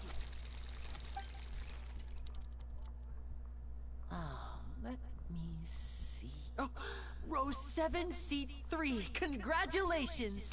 You now have the chance to experience magic firsthand for an entire minute. Please, come forward. My assistant will take you beside the magic box. I'm sorry, it might be a little cramped inside, but no need to feel nervous. We've carefully arranged everything for you to be as comfortable as possible. You don't need to do anything, but no matter what strange things may happen, don't come out of the box. If the magic is interrupted, who knows where you might end up? You might even find yourself in the Fortress of Meripede. Oh, okay. All right. Before I enter the magic box, there is one more thing I need to ask the audience to do. Could you all give me a countdown? Like this. 60, 59, 58. Just keep counting down. You can go a little faster or slower if you like. I won't be able to see anything in the pitch-black box, so I'll be relying on your voices to know when time is up. Oh, and no tricks now. If you quickly count from 60 in just 30 seconds, then I'll be in a tough spot. Ooh! Paimon kinda wants to count faster after hearing him say that! He looks just like the boy in the painting. And your name is Cynthia? Oh, yes, but everyone calls me Cindy. I'm a time traveler! Dad, there's a painting in this house that looks exactly like me. No, that won't do. I can see it in your eyes. You still can't be trusted. Let's practice together. Come on, repeat after me. 60, 59, 58. 60, 59, 58! That's right, perfect. Keep it going. All right, I'll see you all on the other side once you've finished counting.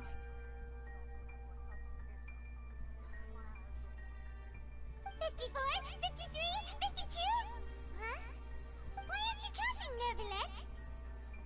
I am counting in my head. I think things are exciting enough in here as it is. Merely a consequence of my identity and personality. Do not worry about me. Just enjoy the show. Oh, alright. You look so serious that Paimon thought you might be feeling uncomfortable or something. 40, 39, 38! Mr. Linney, are you all right in there? Is everything ready? Yes, I'm fine, I'm fine. I'm just double-checking the direction of the magic. It would be a disaster if we get sent to the wrong places. For example, mid-air right above the audience. Even though he's saying that, Lenny doesn't seem nervous at all.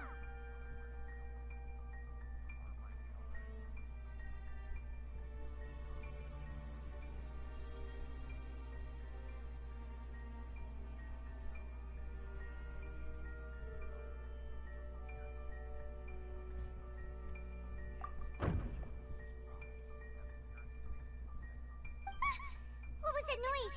Did you hear it too?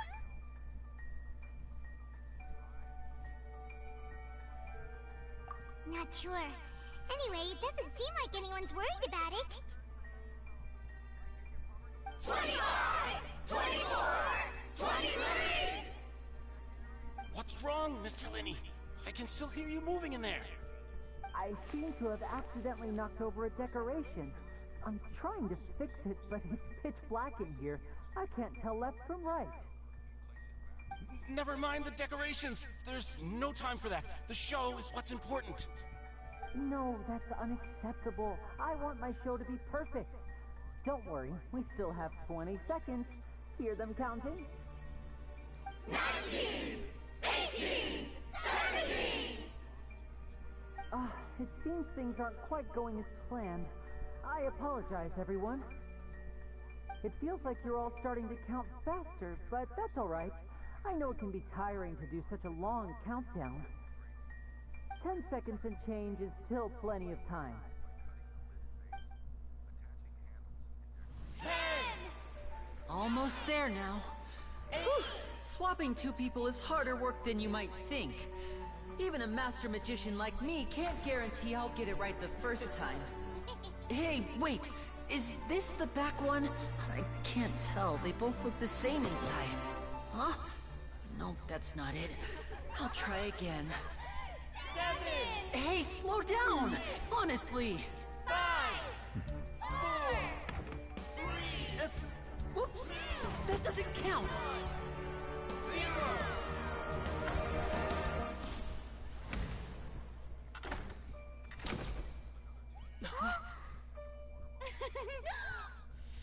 Ta-da!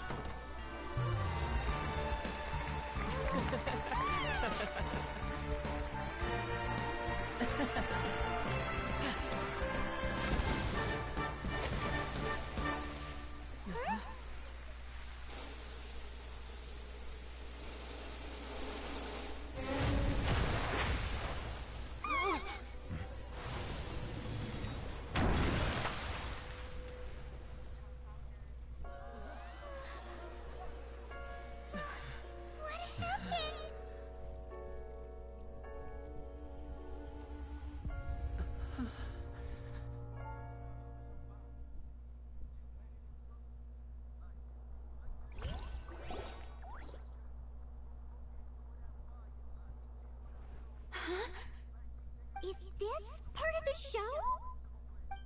Mr. Linney, you're going to use magic to fix the stage now, right? What happened? Oh no. Maybe this isn't part of the show. The girl was still in that box, right? This performance is over. Medical staff with me. Guards, secure the scene and detain all the performers. Seal the exits. No one is allowed in or out at this time. Yes, that's right. If this was just an accident, then we must investigate the cause. But if this was all part of some scheme, then those accountable will not escape the judgment of the God of Justice. No need to be alarmed, you two. We'll get to the bottom of this soon enough.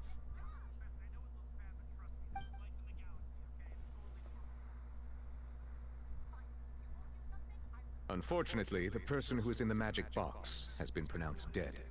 His name was Cowell, one of the assistants in Linney's magic troupe.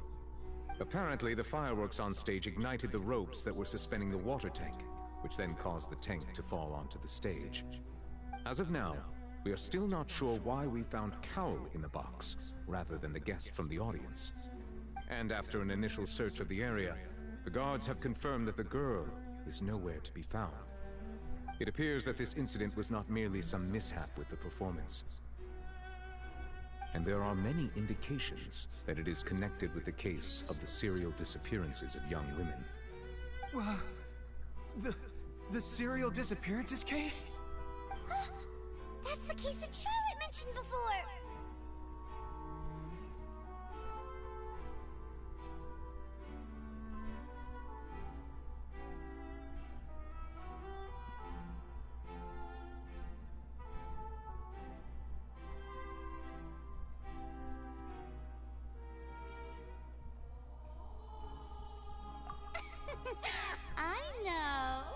I know the truth. I can see through the whole thing. Really, using such a shallow and obvious mystery as his finale. Did he really underestimate us that badly? I say that our powerful magician, Mr. Linney, is now the prime suspect for the serial disappearances case. Huh? Why me? This whole thing was an accident. Oh, this all occurred during your magic show, did it not? The missing girl disappeared after being chosen, did she not? The deceased is one of your assistants, is he not? Now that I think about it, that whole speech about magicians making things disappear was nothing more than a provocation, a bald-faced challenge. That can't be right! How could Lenny do this? He was in the box on the stage the entire time! We could even hear his voice! Besides, before the show, he told us that he would like to catch the criminal behind the disappearances! He couldn't possibly mean catching himself!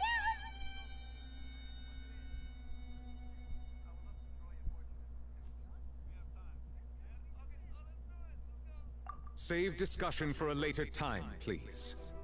Lady Farina, may I assume that your comments just now constitute an accusation against Mr. Linney and his associates, and that you are pressing charges? Huh? I just think that he...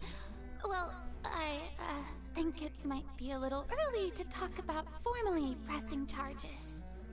But what Lady Farina said just now makes perfect sense.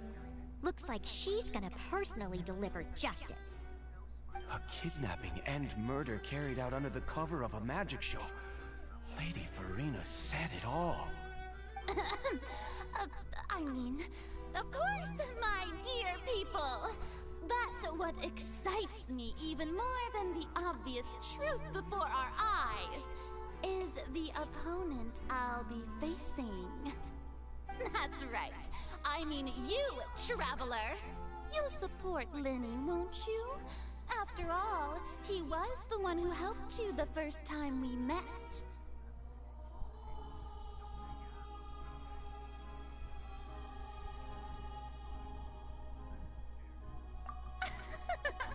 Then there's no problem at all.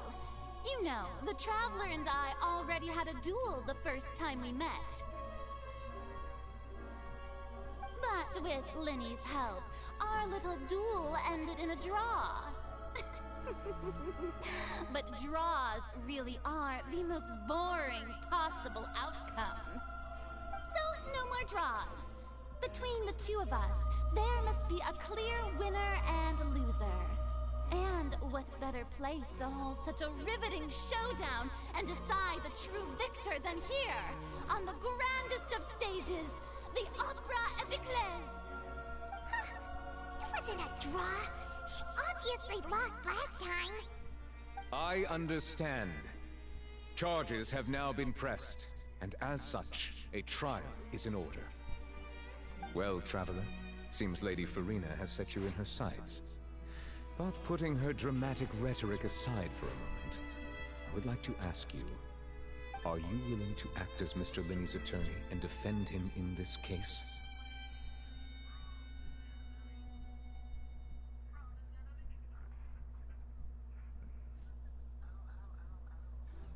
Very well. The trial will be held a day from now in the Opera House. Both sides may investigate the scene to build their cases and search for the truth.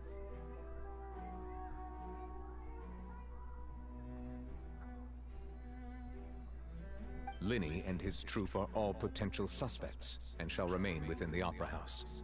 The audience may begin to leave in an orderly fashion once they have been cleared by the guards. A day isn't that long. Let's see what kind of case this big-shot outlander can build in such a short amount of time. I'm really quite looking forward to hearing it.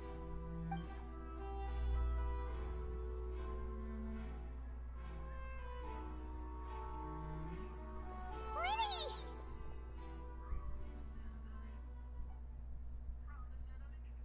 Sorry about everything that happened just now. Were you frightened? Of course! Who wouldn't be scared after witnessing an accident like that? Yeah, I'm a little shaken up myself. How could this happen? And poor Cal. I know you already claimed that you would defend me, but now it's just us talking. Tell me, do you think I could possibly be the murderer? Good to hear. Thank you so much for trusting me. I'm sure everyone sees me as the biggest suspect at this point. But, if you ask me, the whole thing is mysteries layered upon mysteries, such that all that's left is confusion. I don't know whether what happened there on the stage was purely an accident or not, and I don't know why poor Cal was in the box. As for how that girl chosen from the audience could suddenly disappear, I'm afraid I don't have any answers either. If someone tampered with my performance, then we need to figure out what they did. Even a skilled and knowledgeable magician like myself couldn't pull all that off in just 1 minute.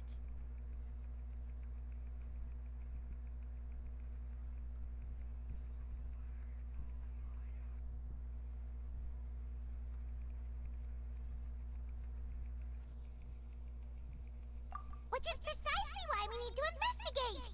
As this book says, the impossible could not have happened.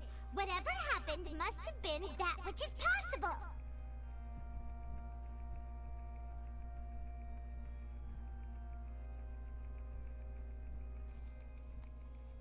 Paimon bought them when we were reading at the bookshop in the city earlier. Pretty cool, huh? Don't worry, Paimon used her own savings to buy them. It wasn't from our travel funds. I think they look cute on you, Paimon. You have good taste, Lynette! That's the right attitude.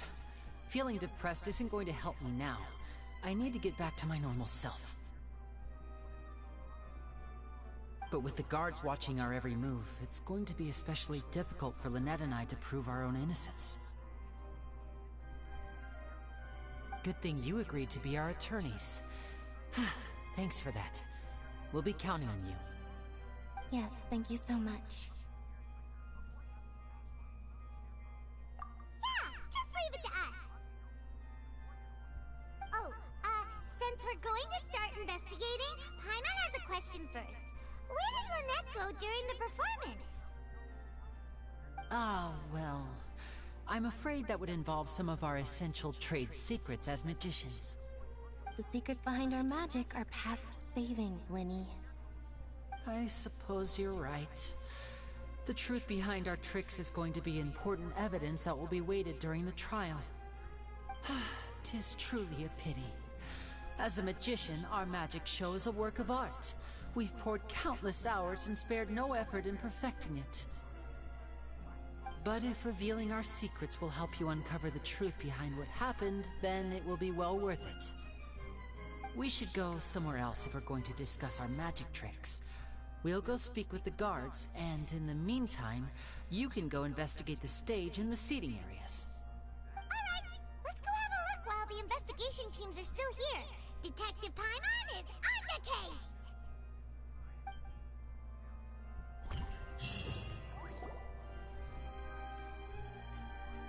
Hello, officer. How's the investigation going?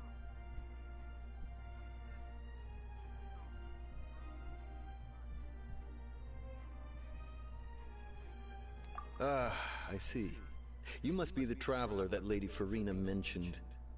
Listen, I'll be perfectly honest with you.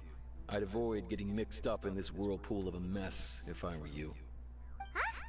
What do you mean? Come with me and you'll see. The deceased is one of Linny's assistants, named Cal. Even though he hadn't joined the troop long, he was hardworking and everyone generally liked him. The assistants are usually in charge of setting up and inspecting the props, as well as assisting with the show and keeping the crowd engaged. As you probably saw when you were in the audience, the water tank suddenly fell and smashed the box with Cowl inside it.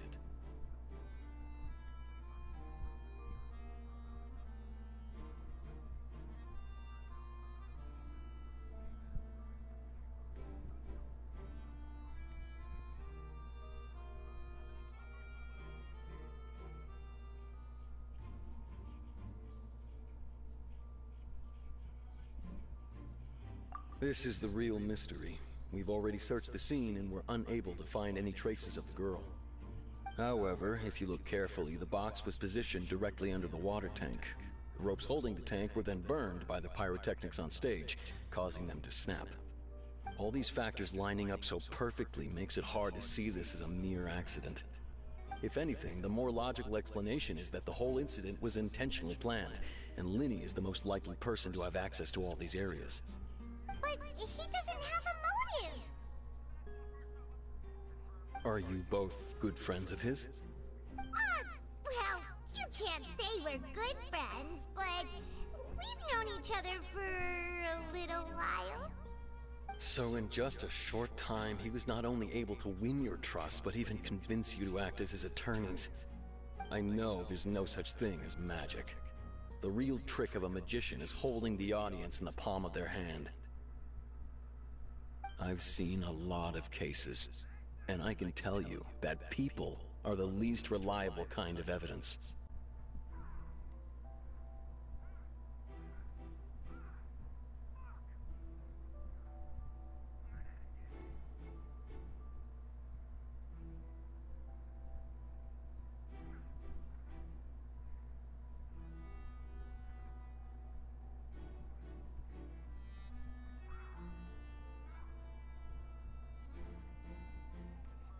Sorry, I tend to be pretty straightforward.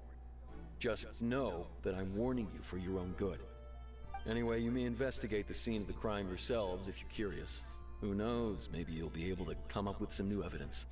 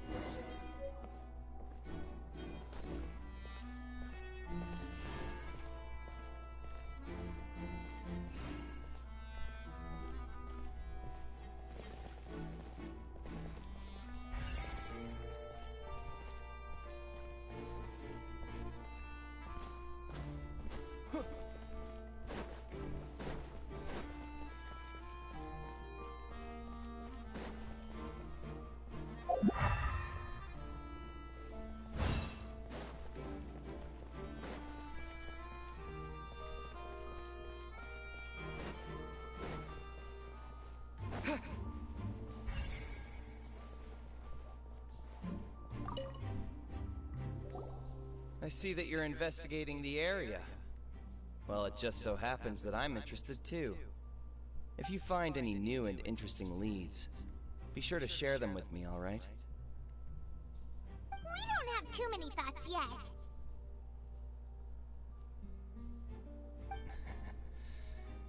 Then why don't I tell you my hypothesis first? The way I see it. And I'll start it with that loud thud.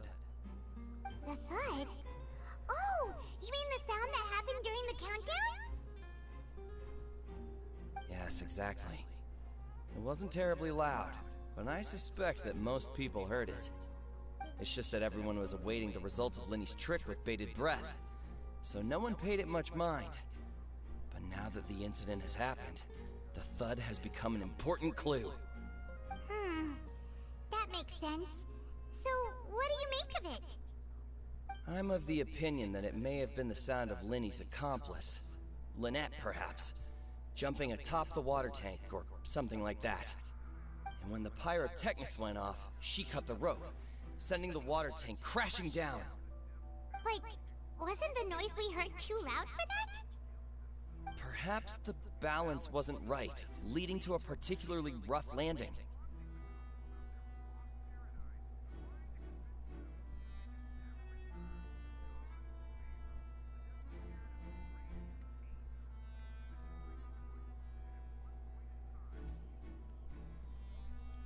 Well, that's true.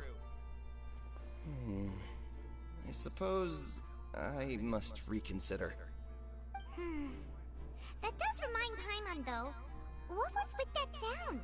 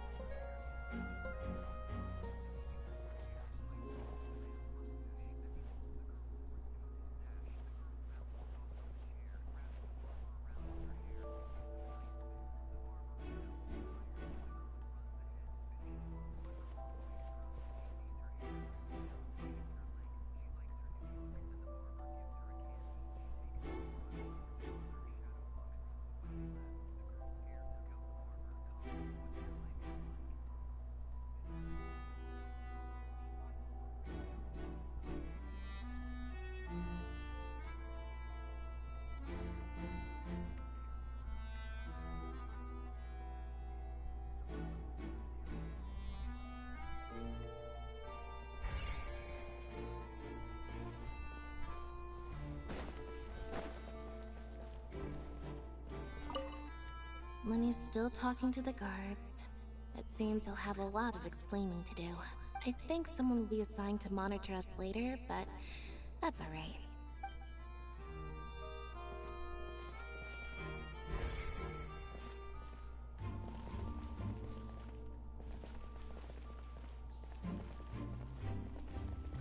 Lenny's still talking to the guards.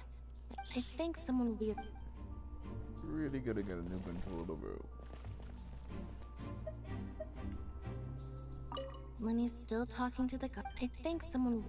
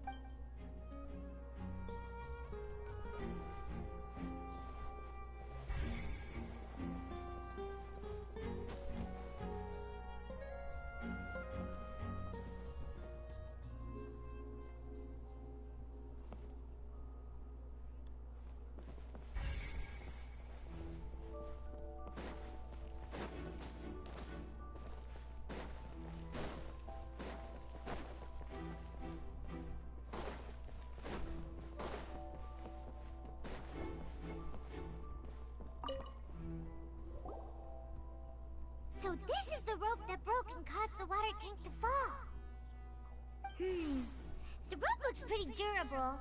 How can it be burned through so quickly by fireworks?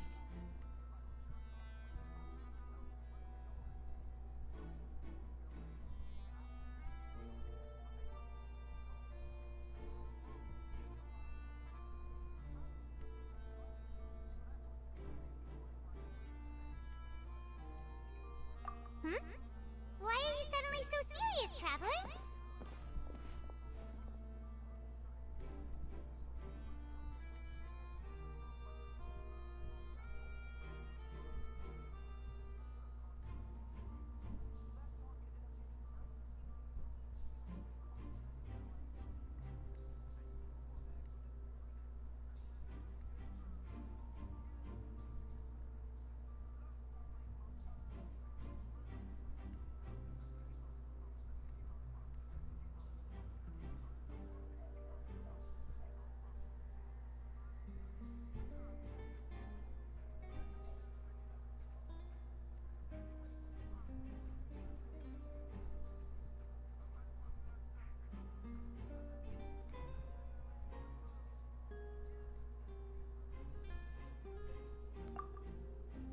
So this is like he like Sherlock Holmes. Look! And watching. This bit is made I from see him different pack off material. all the stuff in it. That's Most why I of it was like the burned game. away, It's nice. but there's still a little bit of it left.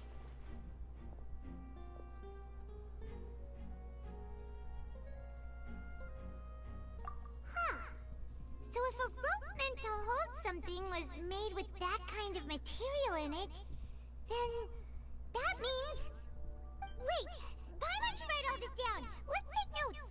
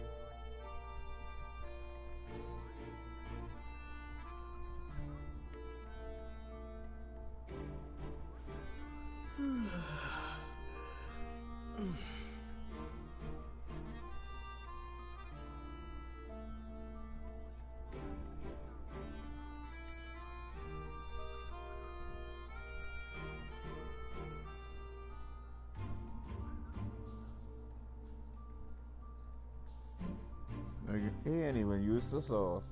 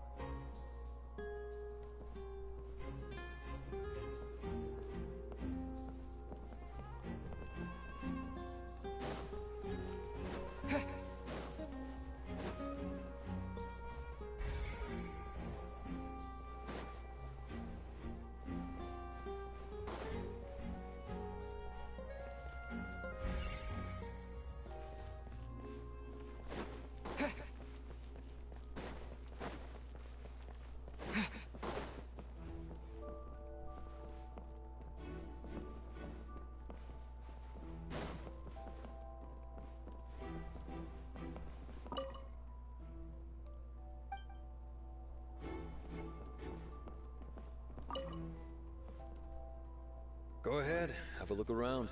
In the end, we're both after the truth.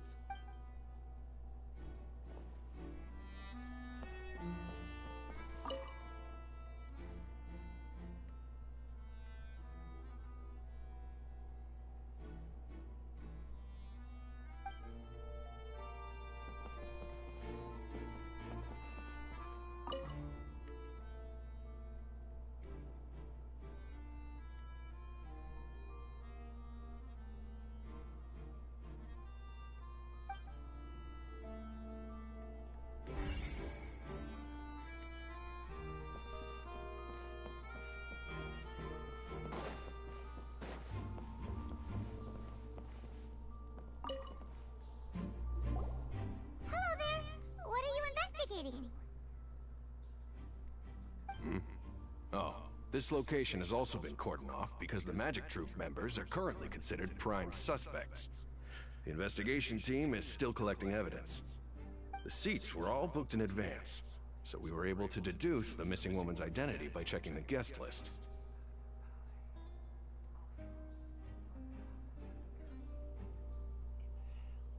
Sure, it's not like this is confidential information. We will publish it later anyway when we petition the public to help us find the missing person. Her name is Halsey. She's a painter from Fontaine who's made a bit of a name for herself. Apparently, she wasn't a regular at the Opera House, but she'd been feeling some pressure with her work lately, which made her decide to come see the magic show. The Magic Troop members all claim not to know her. We have looked into her social connections. It seems that she has no personal grievances or conflicts of interest with the suspects. Simply put, she wasn't related to the Magic Troop at all, which matches the features of the previous serial disappearances. Were the victims of previous cases also chosen at random? That's how it seems to us, in any case. Apart from the fact that they were all young women of around the same age range, there really weren't any other connections between them. Okay then.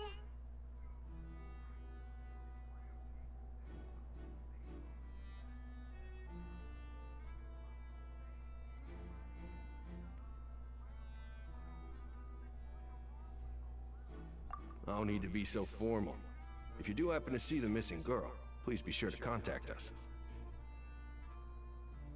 It is of utmost importance that we get to the bottom of these disappearances.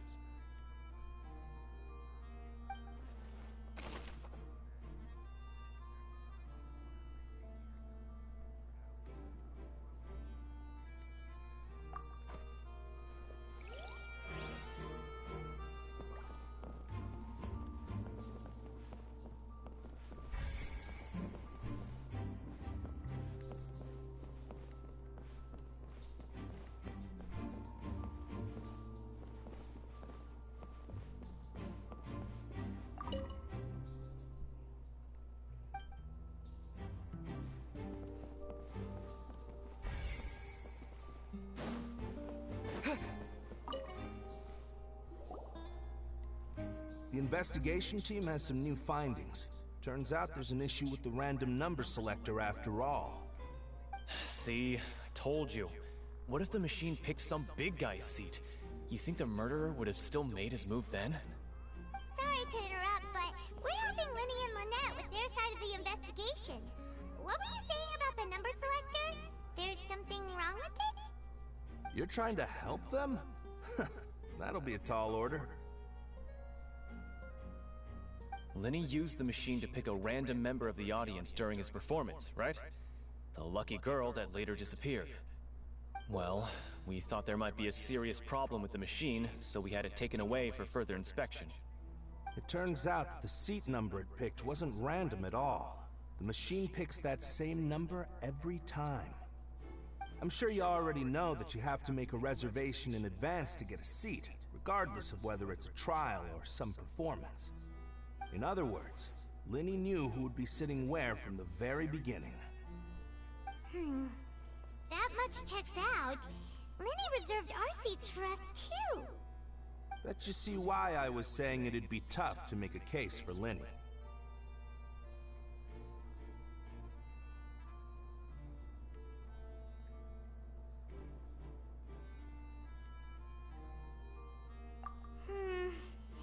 Even though it's bad for Linny's case, Paimon had better write it down.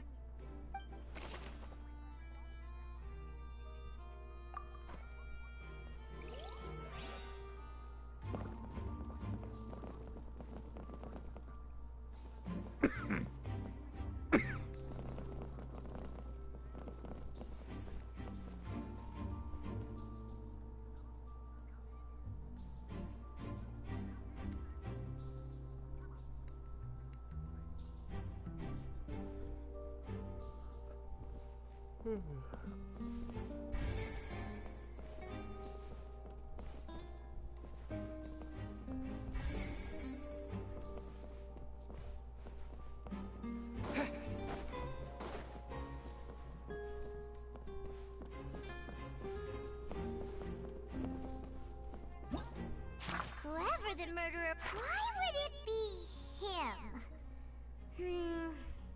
How strange.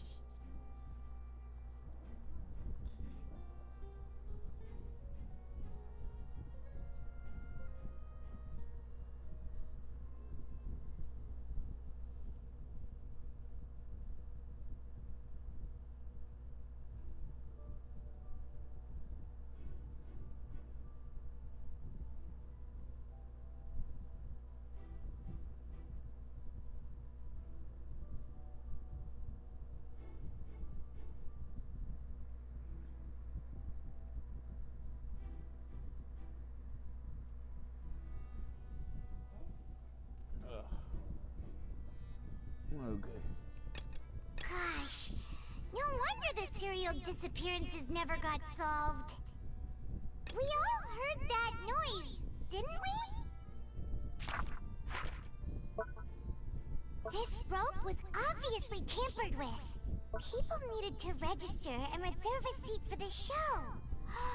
That, combined with this number selector, could allow you to pick a young lady instead of some old fogey.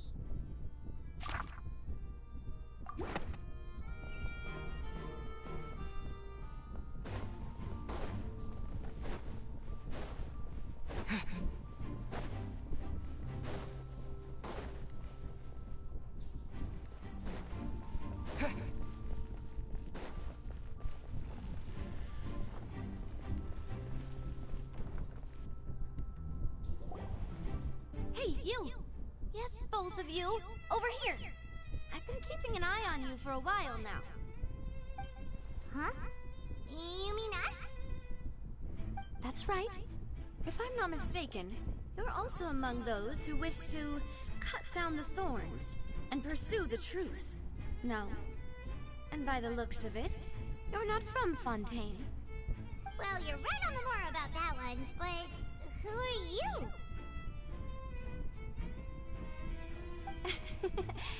Have you never heard of the Spina di Rosula? From mediating disputes and providing protection to solving conundrums, you name it, Spina di Rosula does it. And I, Navia, have the honor of being its renowned president.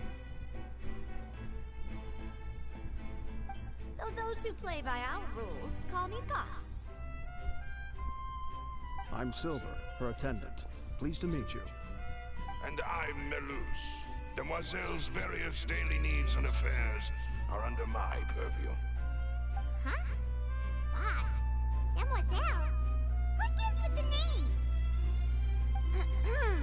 Well, I am the second-generation president. Melus and the others are still used to my previous title. My apologies, Demoiselle. Should you prefer, boss, I will endeavor to use that instead. No, no need. You don't have to call me boss. Just Navia is fine. Okay, if you say so. Not that we're members of Spina di Rosula anyway. All merely trifling details. Never mind. Now, back to the situation at hand. That's right. I've always kept an eye on the serial disappearance cases. My interest stems from a matter back from my father's time. Judging from the look of things, I find Linny an unlikely mastermind. Really? We think so too! That's why we're looking for clues now! But how did you come to that conclusion? Intuition, naturally. My unparalleled intuition. Farina sure was quick to point the finger at Linny without any decisive evidence whatsoever, wasn't she? But that's not uncommon for her. If you remember, the Justice had to interrupt her and ask if she was pressing charges just to keep her from getting carried away. Anyway, a trial begins the moment someone levels charges. And, of course, there was no way Farina was going to back down in that situation. Sounds more like you just don't trust the Hydro Archon. Well, what's your opinion? I must admit that she can be interesting at times, but liking her doesn't mean that I'll blindly agree with her. All right, I've answered your question. Now, it's time you answer mine. Wait a minute! Did that answer count? Well, I say it does. But don't worry, you won't hear any pointless questions from me. In your opinion, do you think it's right to treat a trial like it's an opera?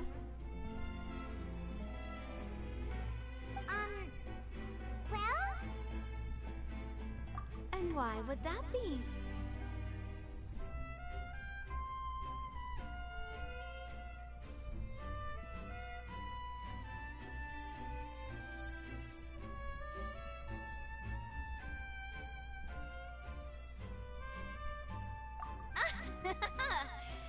See, Silver and Maloose?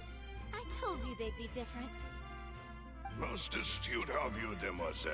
I too think that the Traveler's response was most excellent. No matter how wonderful the script or how fervent the audience's expectations may be, the trials that go on stage here must be based in fact. And if that can be done, boss, then... All right, that's quite enough, Maloose. Anyway, I like your answer. You pass with flying colors.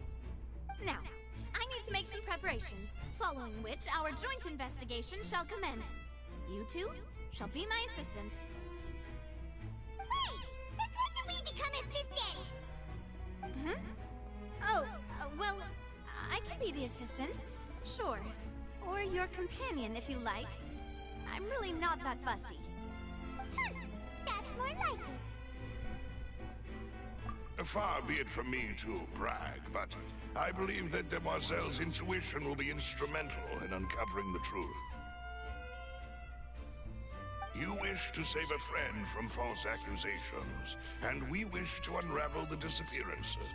In this sense, our goals are aligned. You have a point. Huh. You're quite the talker, aren't you, mister? And what about you over there? What do you think? You seem like you've got something on your mind. I have nothing to add. Oh, alrighty then.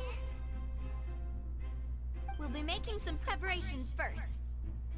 Just be sure to let us know if they start revealing Lenny's tricks. Thanks!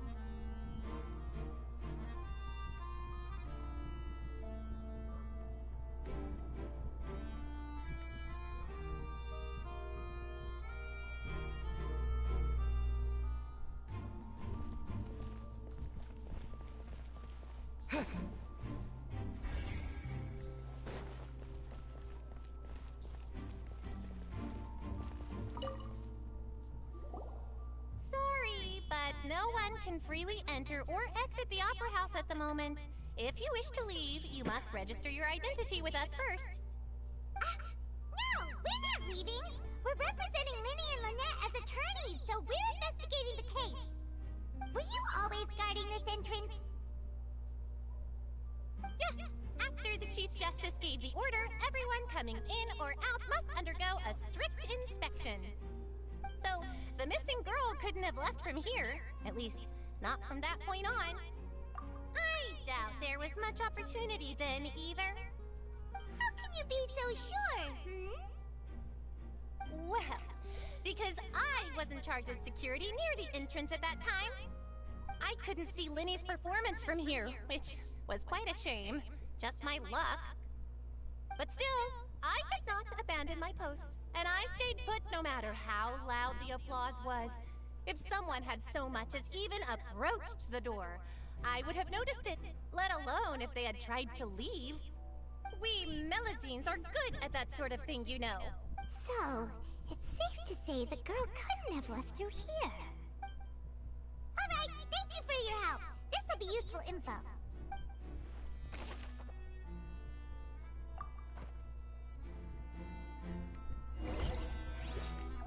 We've checked everything of note here at the performance venue. Paimon wonders how Lenny's discussion with the guards is going. Let's go see, shall we? Ooh, things are getting interesting, huh? We're about to see how magic is made.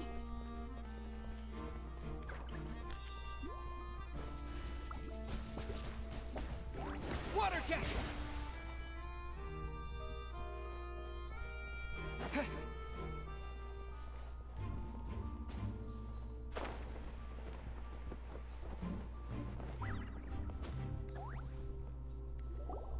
Understood. Then I will be going with you. Just so you're aware, I will be monitoring your actions and making notes as necessary. Very good. Thanks for being so agreeable. I'd pull a rose out of my hat as a gift for you if I could. You may spare the pleasantries. I'm just doing my job. You've arrived. Who's this? Me? I'm Spina di Rosula's guardian angel. If you've got a problem, I've got the firepower. Sorry, I got a little carried away there. Call me Navia. I'm a partner of theirs, and will be helping investigate this whole situation. And these are my companions. Would you mind if they join as well? Fine by me. Oh, new helpers? I would be most grateful. Well, let's just say we're tagging along. It's not every day you get to see the secrets behind magic performed on such a large scale. I appreciate your kind interest. Come with me. We'll be heading below stage.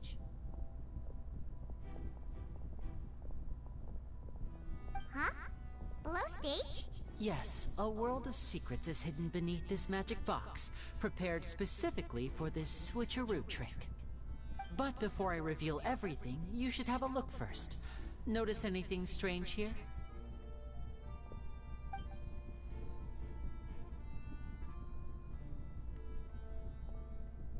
I'm not trying to be dramatic. Remembering the details of a trick will help you understand the methods used to perform it more easily. Huh. Weren't there balloons and other decorations here? Where did all that go? Ah, good eye. That said, you're still far from discovering the answer. The back? You mean the inside of the door? What's different about it? You could throw my didn't blanket, notice though. anything. Very good indeed. I thought you might not be able to catch that, given that you were sitting in the first row. The back of this door was patterned. Those patterns are now gone, replaced by a smooth wooden board. So, if you put 2 and 2 together, what do you get?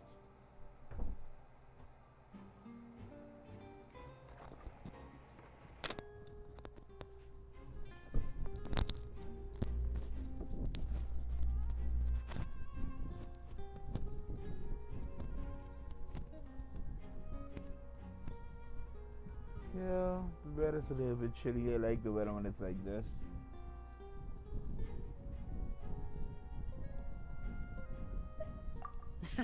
Exactly.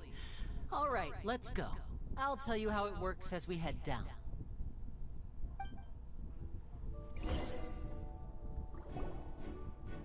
Oh, so there was a passageway under the magic box! I knew you'd figure out most of it as soon as you saw this. The 2 magic boxes are positioned right above the 2 entrances of the tunnel. See this flatbed trolley? The box with the lucky audience member in it would be shuttled over to the other side using the trolley. This trolley can raise and lower and even rotate, ensuring that the box will face in the right direction. I see. So that's the purpose of the box inside another box. Precisely. The inner box would descend after the audience member was put inside and be moved along the trolley, all while the outer box would remain on stage as if nothing had ever changed. So that's how you did it! Once the box was lowered, the trolley would store some energy through this device here, with which it would complete the rest of the steps. The audience member would only be able to feel some slight movements in the dark, and by the time she walked out, she would already be back on stage. Right! You were talking that whole time, and you even came out for a moment near the end! Ah, yes. A phonograph operated by Lynette was used to achieve that effect. My assistant and I had already scripted our conversation beforehand. When the countdown began, I had already gone to the opposite box via a tunnel using that ladder. And what about Lynette? Where was she? I was in the mezzanine space in the back of the box. Oh, interesting! That's how we were able to coordinate Linny's lines with the assistant. And, by the way, I was the one who walked out of the box at the end. I mean, we are twins. All it takes is a change of clothes and no one can tell who's who. And that's my favorite part of this trick. Only Lynette and I can perform it. So that's how it all worked! Wow! Every detail you revealed was more amazing than the last! Lynette would briefly walk out of the box and then go back in, jumping into the tunnel and escaping before the box on the trolley could finish ascending. And then I walk out of the other box in the audience area, and the trick would be complete. The operative word here being would. But as you saw, Cal was in the box, not our audience member. She, on the other hand, mysteriously vanished. We really don't know how that happened. If not for that interlude, this would have been an astonishing trick. I probably never would have figured out how you pulled it off. And yet, to think that someone was able to use this magic trick to commit a crime. Could we have a look around? I think we can come up with some more leads. This is the scene of the crime, so Linny and Lynette are not permitted to stay here. I'll escort them back up. Yes, of course. No need to be so strict now. I won't disappear into thin air, you know. Thanks, everyone. We're counting on you. Thanks for the follow.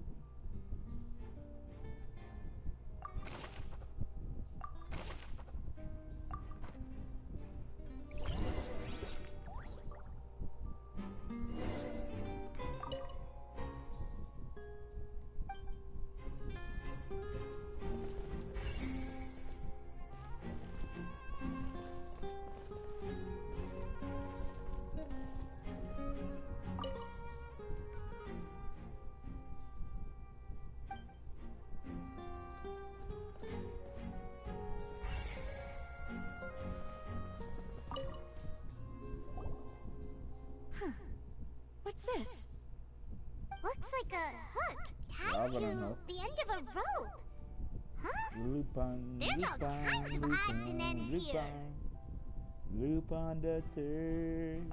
Perhaps it was a prop for a different trick. But why would it have been left here? Whatever it is, let's make a note of it first.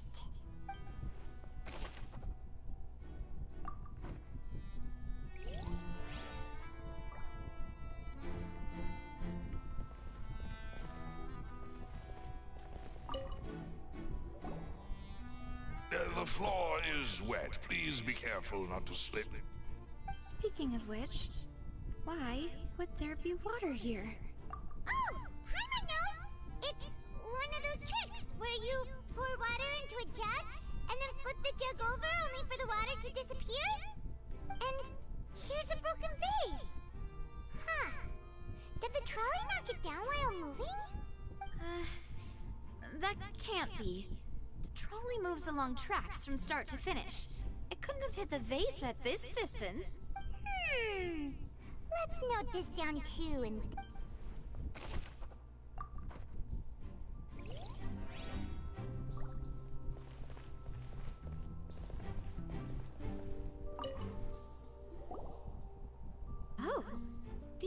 clothes that the lady chosen from the audience was wearing, right? Her clothes are here, but she's nowhere to be found. Right. And do you really need to do that if you're kidnapping them? Ugh, this is so confusing. Paimon doesn't want to be a detective anymore.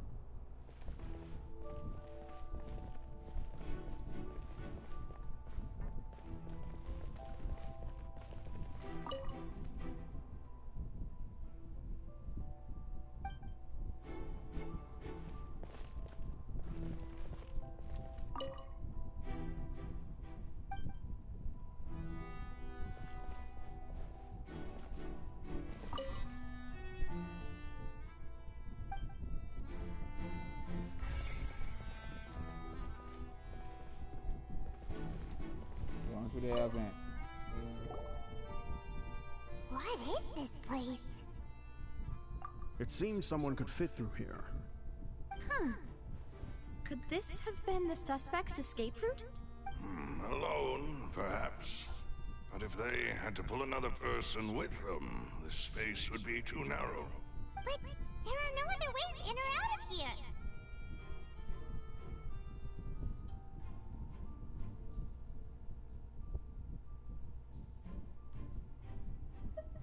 Oh, you're right! Let Paimon write that down.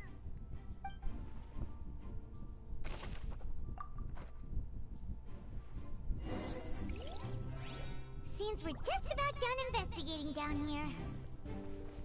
Yes. Let's head back up.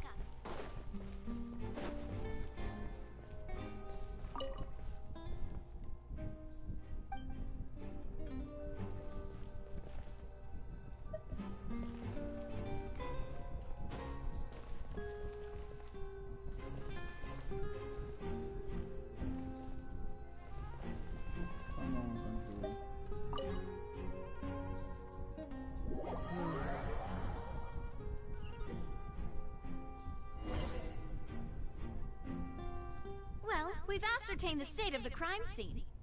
Let's find a place to sort out our findings once Malus returns.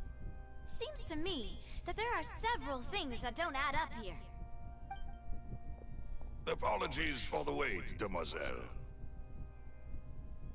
So, what did the guards say?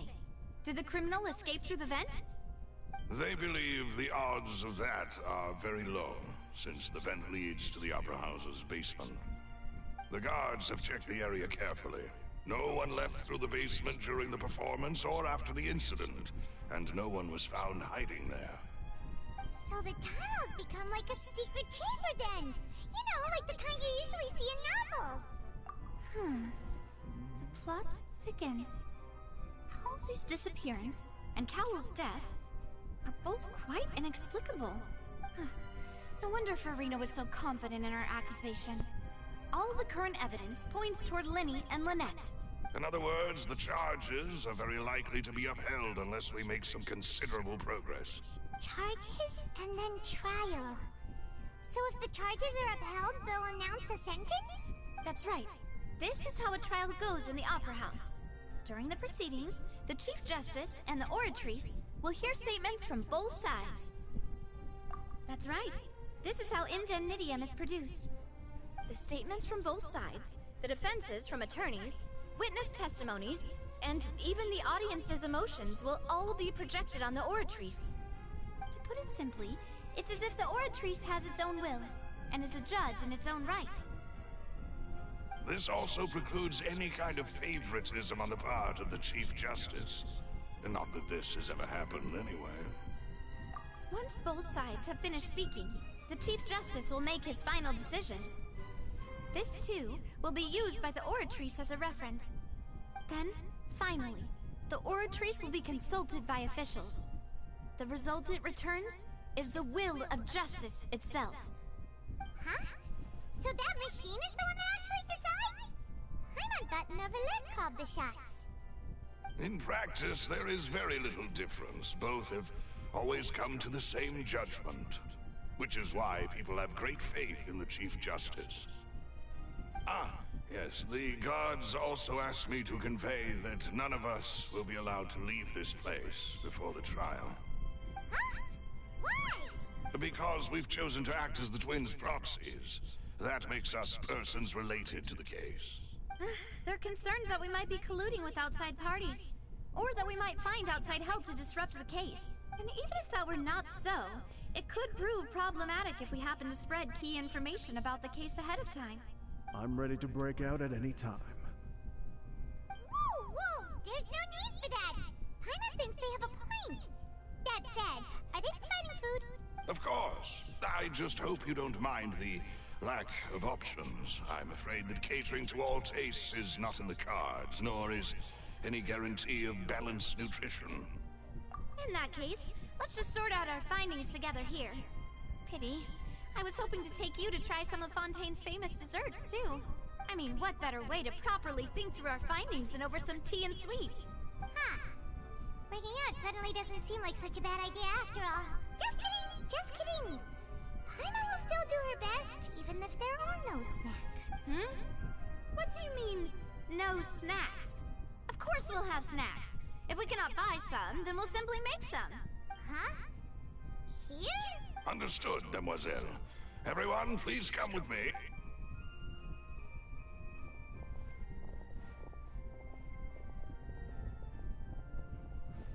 Wait, you're carrying a portable stove with you? Yes, I must be prepared to meet the Demoiselle's baking needs whenever the fancy strikes her. I have eggs, sugar, and almonds at the ready. Good work, you two. Then I'll get to it. Please sit tight for a moment. You'll get to taste my awesome snacks soon enough. These three are quite the interesting group.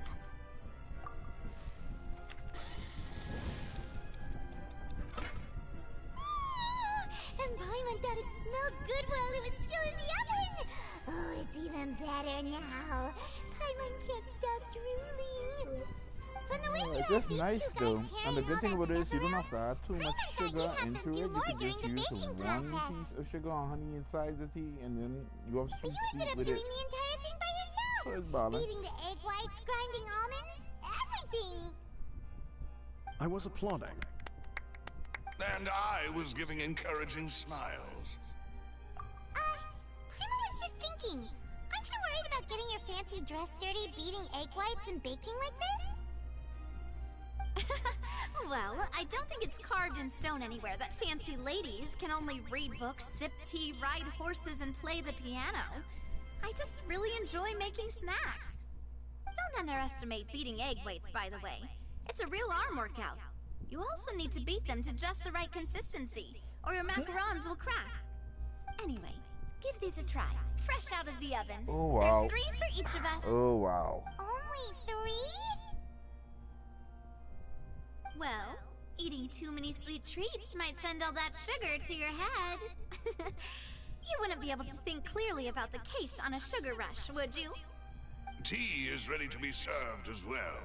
This is Demoiselle's favorite, strong black tea with a floral fragrance that clears the mind and lifts the spirit. No need for concern. I'm merely doing as I should.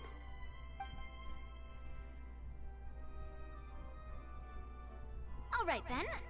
Down to business. As Paimon mentioned previously, the tunnel seems to be something of a secret chamber. However, we can assume that Linny and Lynette were not alone within it. Some criminal also occupied its sealed confines. The magician twins could have committed the crimes, of course, but they lack any logical motive. Exactly! Why would they do such a thing right when everyone was watching?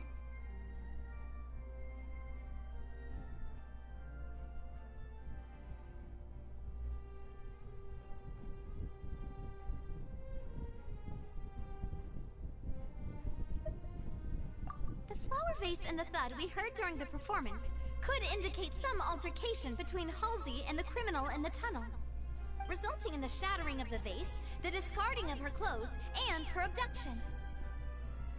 Perhaps the criminal thought that since she was chosen from the crowd, she would be too easy to identify if she was still wearing the same clothes. Paimon thinks that makes sense, but the real trouble is... True.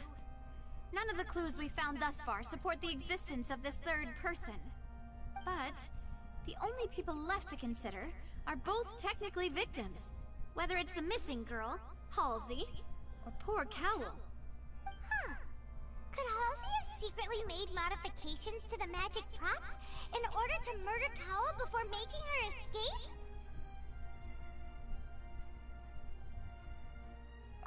That's right. And even if she had tampered with the setup, she would need to understand the entire trick to pull it off. Nor does she have any motive. The guard said that she has never had any dealings with the Magic Troop's members. Were we not thorough enough in our search? From the sound of things, this is turning into an impossible case. Your macarons are amazing though, Navia. They smell great! They're nice and crisp and super sweet! They are my specialty after all. And I see you've already had 5 of them. What? 5? Oh, that can't be right! Paimon only counted 3! Honest! Please don't worry about it. At my age, a few less sweets might actually be a good thing. No! Being greedy is one thing, but Paimon knows how to count. Besides, Paimon knows that if she ate too many, then others wouldn't have enough.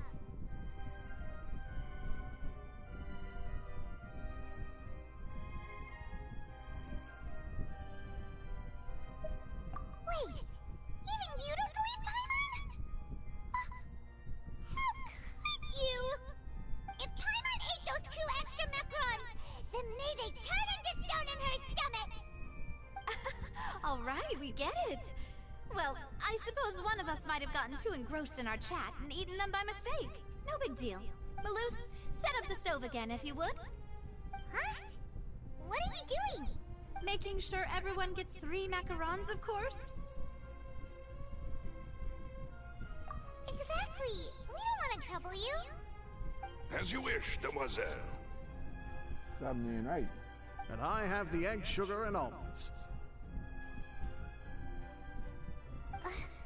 Well, this really is your hobby, huh? Yeah, someone to come. Well, that's it for snack time. I'm going to have another look around the area. I don't know what we're looking for yet, but we've still got some time. As attorneys, I suggest the 2 of you think the case over again. It would be awkward if you got all tongue-tied on stage during the trial. Alright, thanks for your help, and for the snacks. It was nothing. A small task for the Spina di Rosula. Silver, Malus, it's time to go. I'll be back if I find anything new.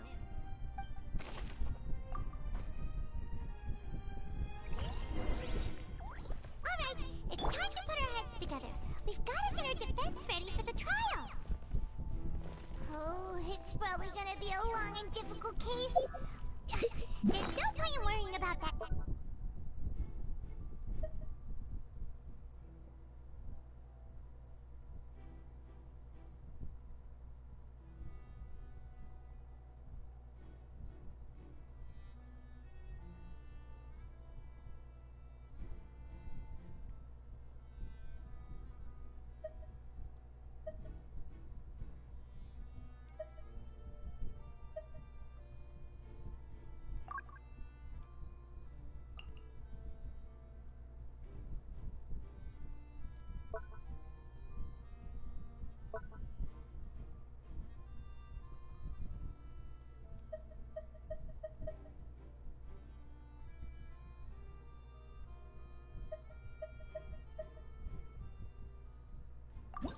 Whoever the murderer was, they must have made preparations. This is probably a prop, too.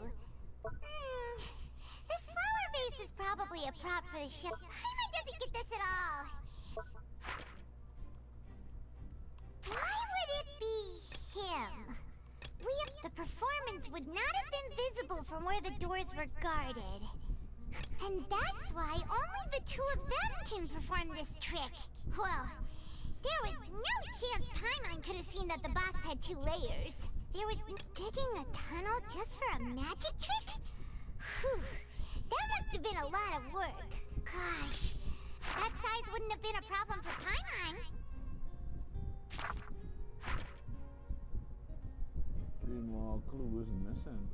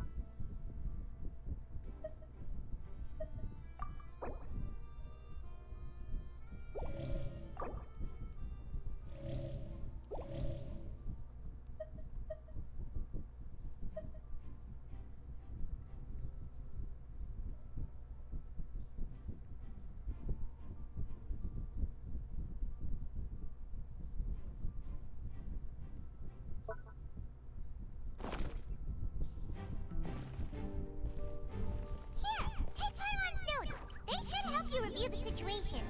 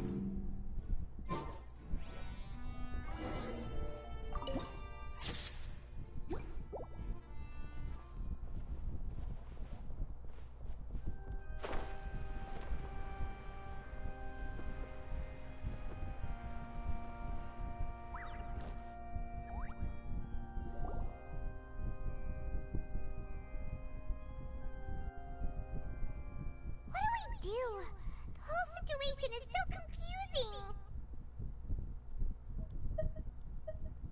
Good plan. Impossible things don't just happen. We'll get to the truth one way or another. Just relax. Even if everyone else suspects Lenny and Lynette, at least we will be supporting them from the stands. Besides, I doubt Farina understands any more about what happened than we do.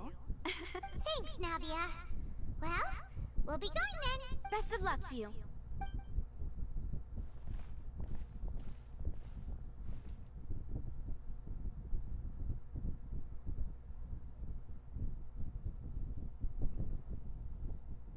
Ah, finally, you're back. Well, how did your investigation go? To be honest, you might be disappointed.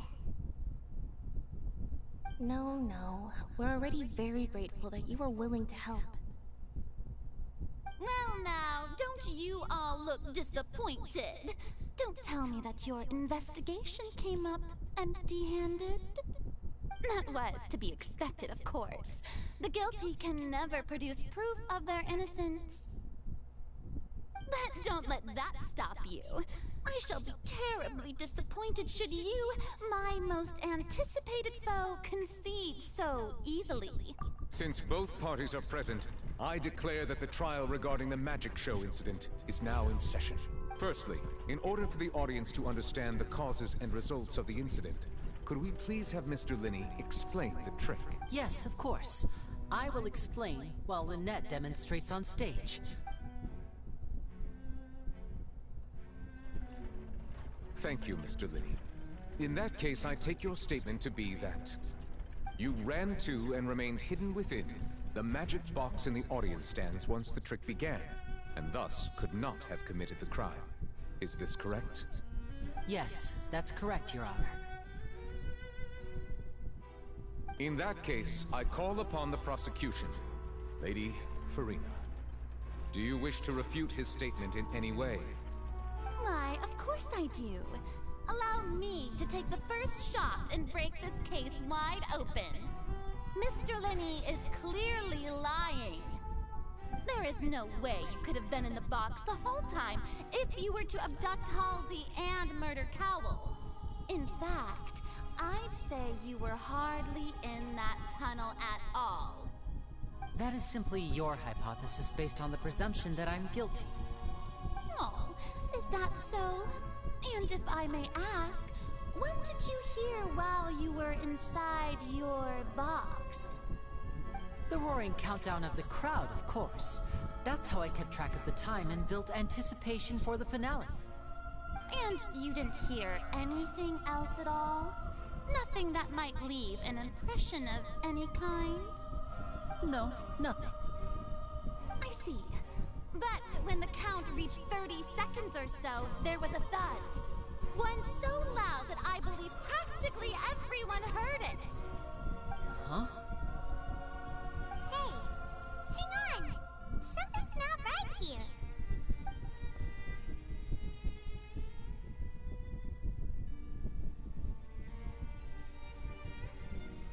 Yeah, I'm sure he could have heard a noise that loud from inside the box. I was right by the box, and I definitely heard the thud. Look at those scales. Could those mean... Well then, ladies and gentlemen, allow me to use the words of the magician himself. You never know what can happen in the blink of an eye. Indeed, it seems his alibi can also collapse in the blink of an eye. Of course, I have armed myself to do far more than smash your alibi. Confidence cannot go unfounded, and my foundations are rock solid. Tell me, aren't you and Lynette actually from the House of the Hearth? The House of the Hearth?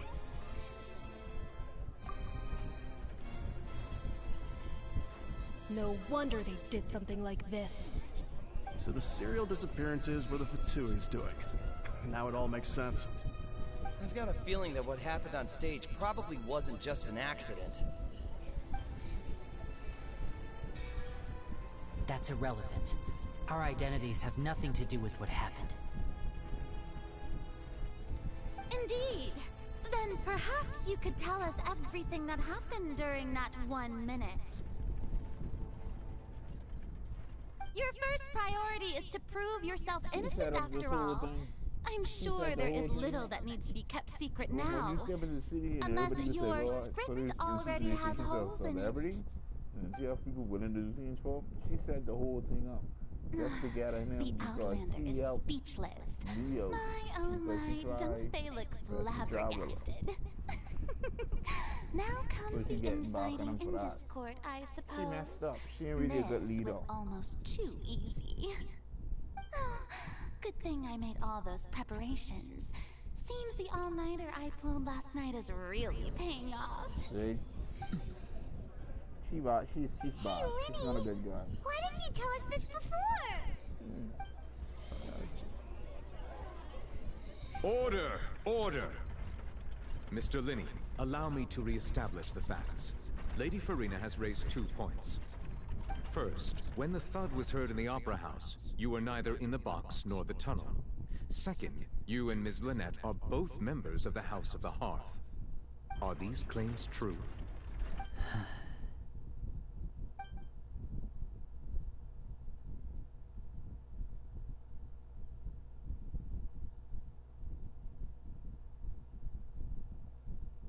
They said that.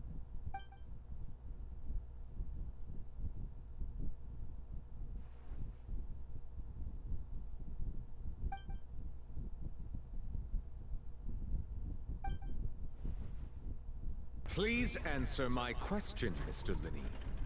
I'm sorry. Yes, they're true, Your Honor.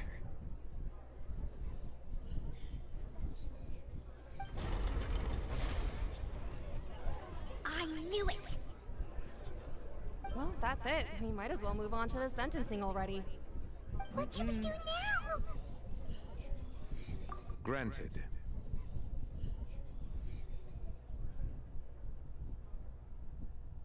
In that case, what is your request?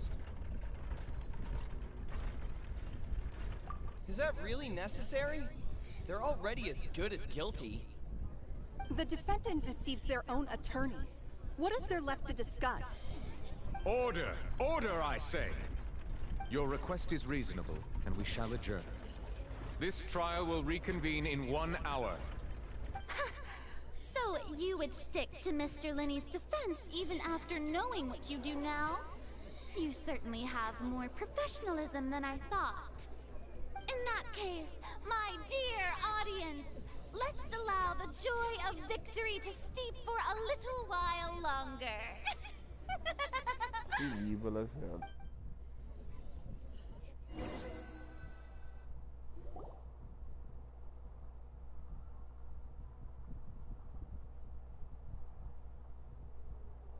And they say when you first touched on in this country and stuff, and you was looking this is awkward.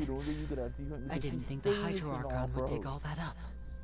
I'm sorry, Traveler. When she's a celebrity and everybody's willing to do anything she says. Yeah, sorry. Then when she tried, she's abused her power. Paimon doesn't know where to And you start. just touched on, she tried to everyone. Yeah, and he stepped in and helped you. So she got mad because he override her ruling. And she didn't like that. So she do this to get back at him for him helping us. So I'm very sorry. I know you're angry, and reasonably so, but please, let me explain. I know you've clashed with the Vatui several times before. I wouldn't be surprised if just hearing the word is enough to make you upset. But our organization is very, very large, and the Harbingers have very different personalities and goals. Right now, we want to save people. As many as we can. That's right. I'm sure we're on the same page when it comes to this nation and the disaster that its people might face. I knew if it weren't for our respective identities, we could become good friends. That's why I didn't wish to flat out lie to you, but chose to hide some details instead. The truth is very important, but being completely transparent about everything would see us spending more effort than we need to. Right. So, you be the judge.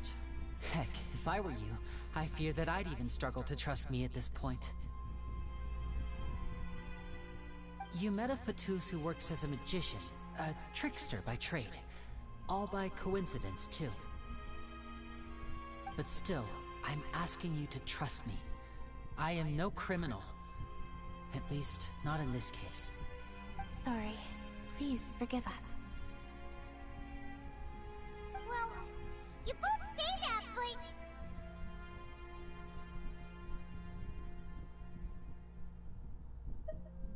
Right. Let's hear your answer first, and no lies now. Of course. I'll answer any question you ask.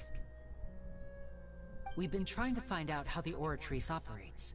We want to know why it has consciousness. Why can it deliver sentences accurately? During our investigations, we learned that the machine's core is beneath it. From that moment on, Lynette and I have been designing this box swap trick with the objective of getting close to the core. Is that why you needed a whole minute? That's right. In truth, the audience would take about 75 seconds to count down from 60, while I would only need 15 to get to the opposite box. So, after jumping into the tunnel, I accessed the Opera House basement via the vent, and went to investigate the room in which the core is stored. That air vent was created during the construction of the tunnel specifically to execute this step. Well, nothing. As soon as I reached that room and was about to investigate, I heard someone's voice. Which should have been impossible, of course. I was quite certain that I was the only one in the room. That voice seemed to recognize me and tried to speak to me. I chose to err on the side of caution and retreated the way I came. On the way back, I saw the broken vase and the clothes on the ground, but the countdown was almost finished, so there wasn't time to give it any thought. After that, the homicide occurred just as you saw. Well, that explains why you didn't hear the thud. Because of that prophecy I told you about, of course. We must know all we can about this nation's secrets in order to deal with that prophesized crisis. That's the only way we can save everyone. So, there you have it. The whole truth. I swear, I didn't hide anything from you this time. It was never my wish to proceed under this cloud of mistrust either. But, like I said earlier, you can be the judge. If you want to leave because you don't trust the Fatui, there's nothing I can do. Well, Traveler, you decide. Paimon will follow your lead however you choose.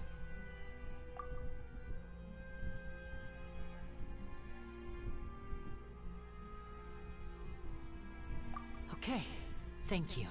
Thanks for giving us a chance. The current problem is that the scales are tipped pretty badly against you two. If we want to refute the Hydro Archon's accusations, we're gonna need a seriously watertight defense. Huh? Oh, Paimon thinks she gets what you mean.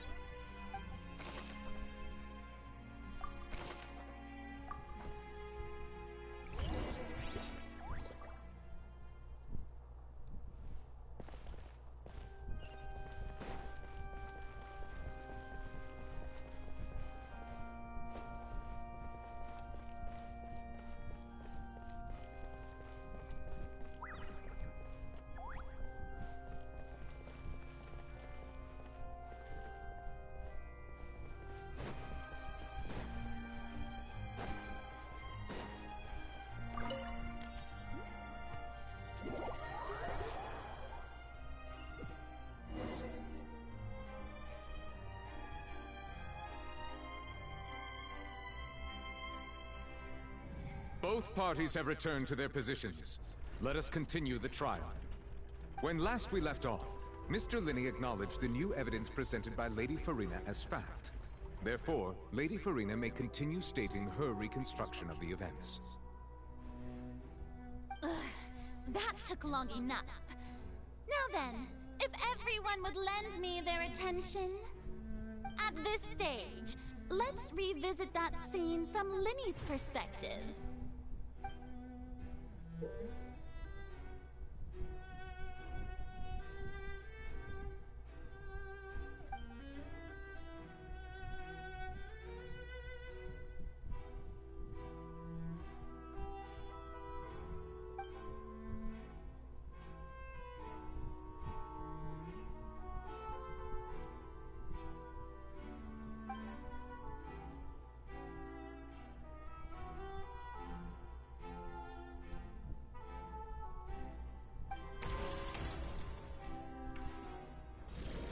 Countdown began, he entered the tunnel.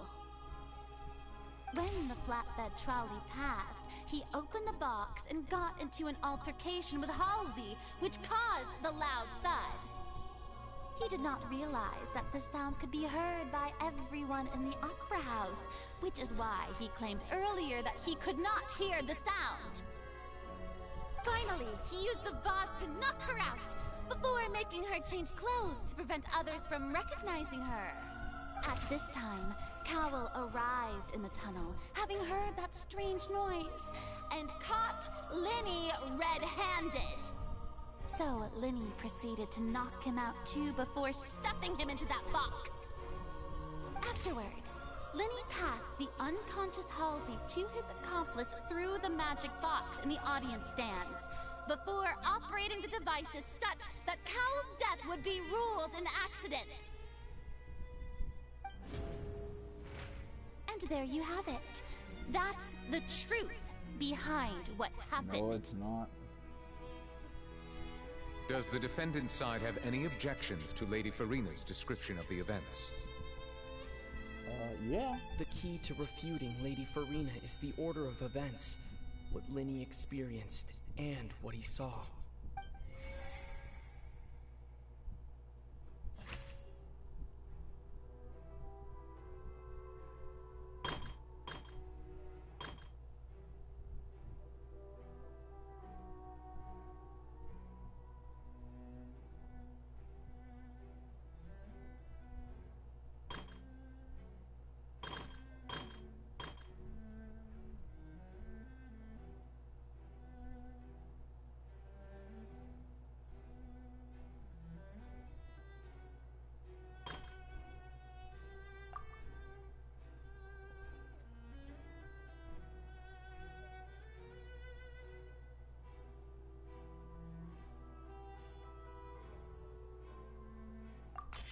According to Linny, he left via the vent after entering the tunnel.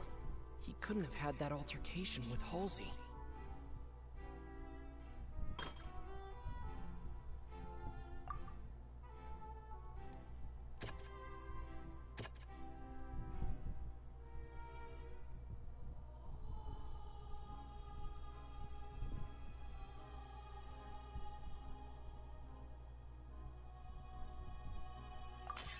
Linny went to the room that contains the Oratrice's core.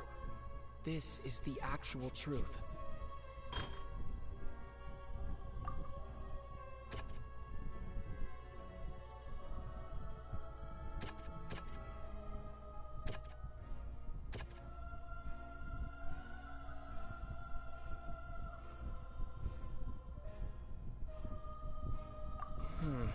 Seems this won't produce a particularly effective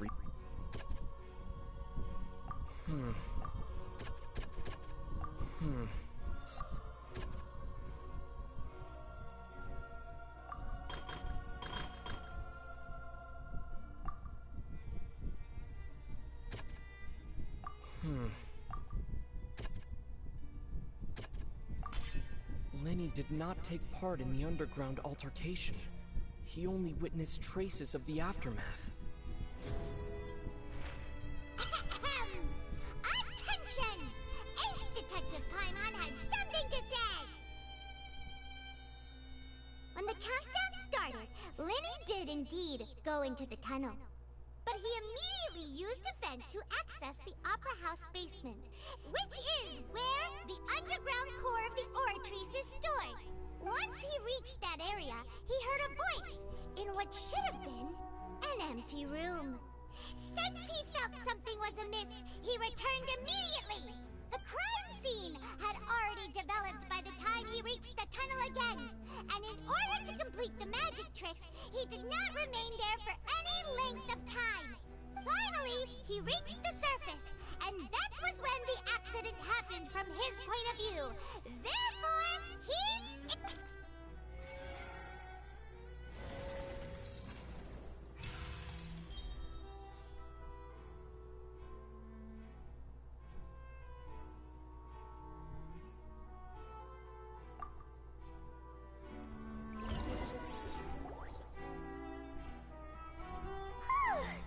Paimon did it! Paimon actually managed to say all that! Wasn't it awesome? In other words, you believe that he knew nothing of the incident? That's right!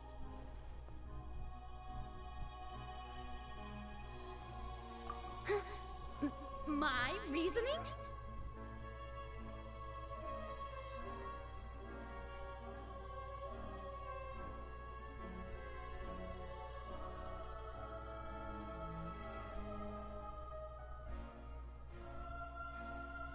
If that's the case, then if Carol hadn't entered the tunnel, who was the entire setup meant to kill? Assuming that what you say is true, Linny only needed to kidnap the young girl to cause a new disappearance case. What would the point of killing someone on stage be? Oh, they have a point. That's right, you tell them! And that's why they're partners of mine. They've managed to turn things around. Oh, well, your denial is very strident. I'll give you that. But what proof do you have to back your claims?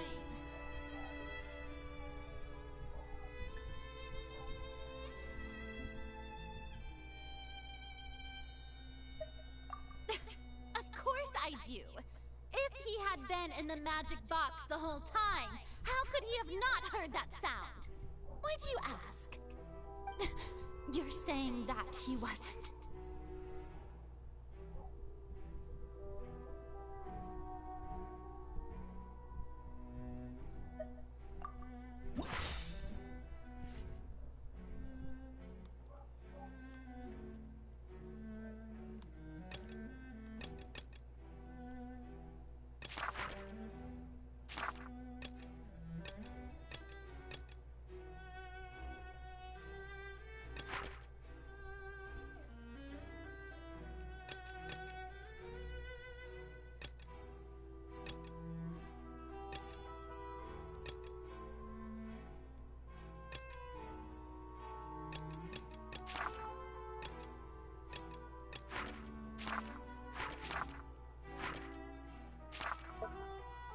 Come on.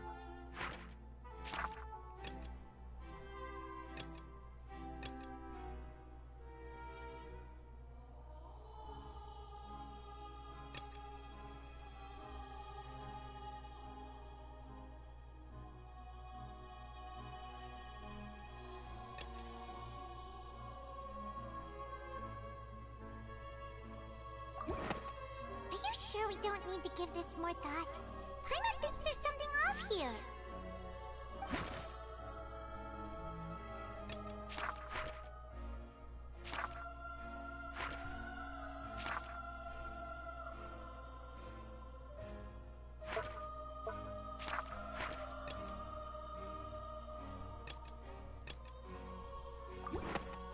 That's right! Linny wasn't in the box or in the tunnel. That's why he didn't hear anything strange during the performance. This means that when the crime happened, Linny had already entered the basement via the vent. The same clue you used to disprove his alibi has now become the best proof! How do you like that? Well played. To think you'd use such logic. See? Like I said. Well then, if it wasn't Linny who committed the crimes, then who was it? Yo.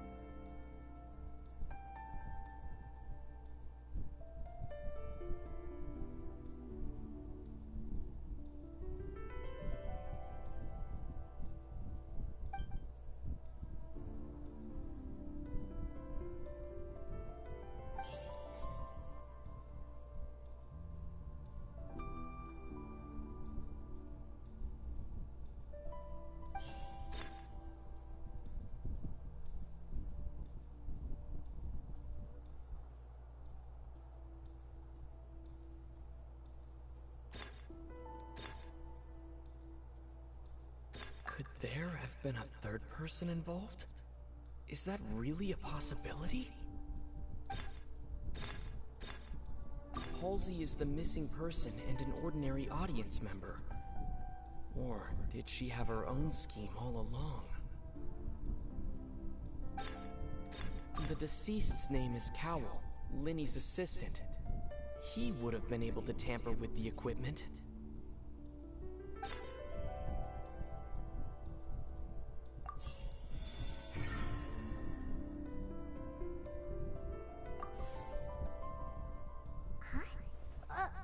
That can't be right.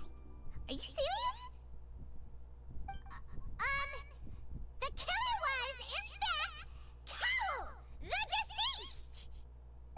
Oh, is that so? How interesting! Let's hear your reasoning then. What I must do next is recreate the truth. What Cowell did, and how he went from would-be perpetrator to victim.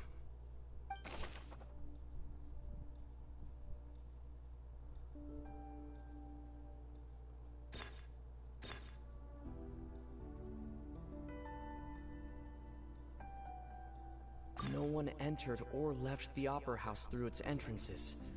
So where would the criminal have wanted to take Halsey? The sound we heard may have come from a clash between the missing Halsey and the criminal. It would have been tough for both people to fit into that vent. They would likely have bumped into Linny as well. The sound we heard may have come from a clash between the missing Halsey and the criminal. Halsey's clothing was in the tunnel, so there must have been some fear that she would attract attention.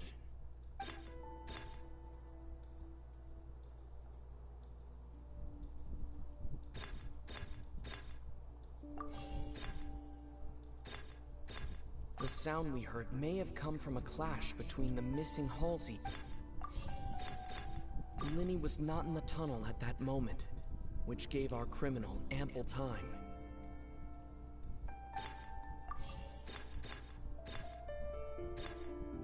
No one entered or left the Opera House through its entrances, so where would the criminal have wanted to take Halsey? The deceased's name is Cowell, Linny's assistant. He would have been able to tamper with the equipment.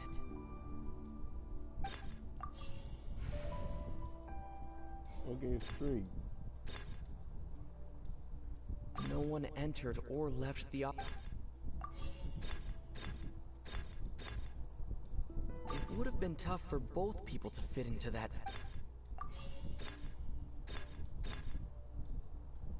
Linny was not in the tunnel at that moment.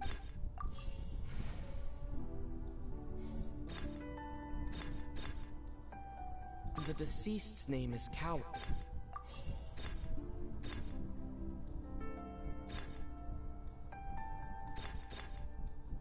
Halsey's clothing was in the tunnel. No one entered or left the Opera House through its entrance. It would have been tough for both people to fit into that vent. No one entered or left. So gum tree in, right? Okay, so Linny was not in the tunnel at that. No one entered or left the. Halsey's clothing was in the tunnel. Too wrong. Okay. The deceased's name is Cowell. It would have been tough for both people. One wrong.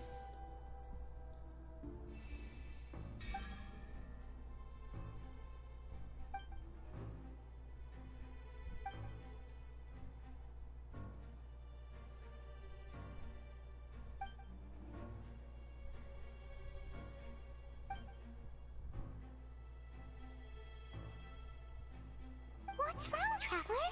Are you still having trouble figuring things out? I see how it is. Look, since we're at a dead end, why not consider a different track? Just like the trick as it transpired, the end result must have been utterly different from the magician's initial design. If only we knew how Halsey disappeared. Well, that would be nice, but the tunnel only has 3 exits, and none of them seem very likely. And it's not like this is a magic trick where you can just make a real live person disappear. You know. Excuse my interruption, dear opponents, but do you not see that the crowd is growing impatient? There is no greater sin.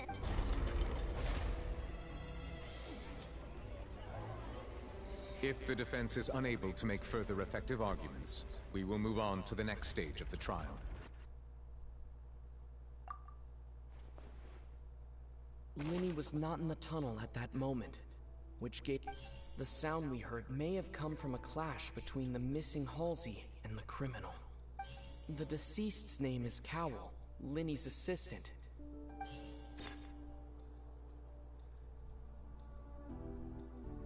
No one entered or left the Opera House through it.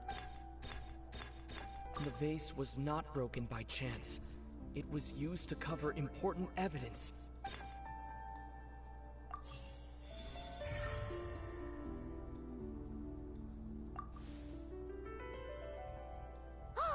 Paimon gets it! It all comes together if Halsey disappeared instead of being kidnapped. Lynette escaped from the water tank, vanishing gradually and leaving only clothes behind. If there's a similar method where a person could be transformed into water... Just a moment, please. I do hope you know how preposterous you sound at the moment. How could a person ever be transformed into water? This is reality we're talking about here, not some magic trick.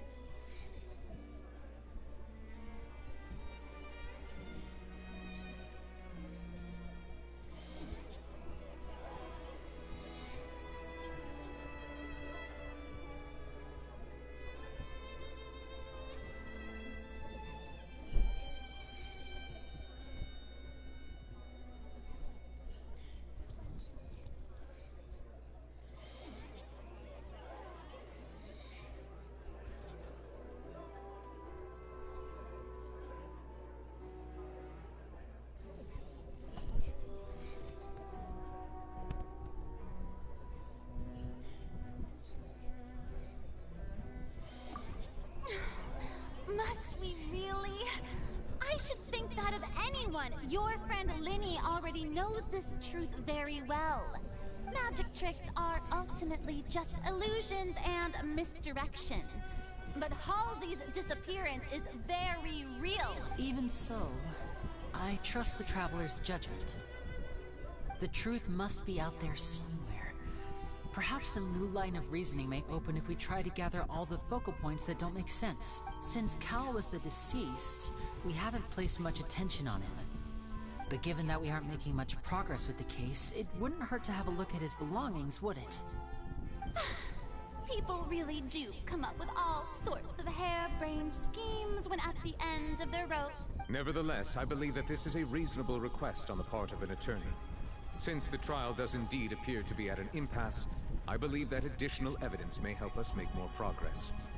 Guards, please step into the lounge and examine the personal effects of the deceased, Cal.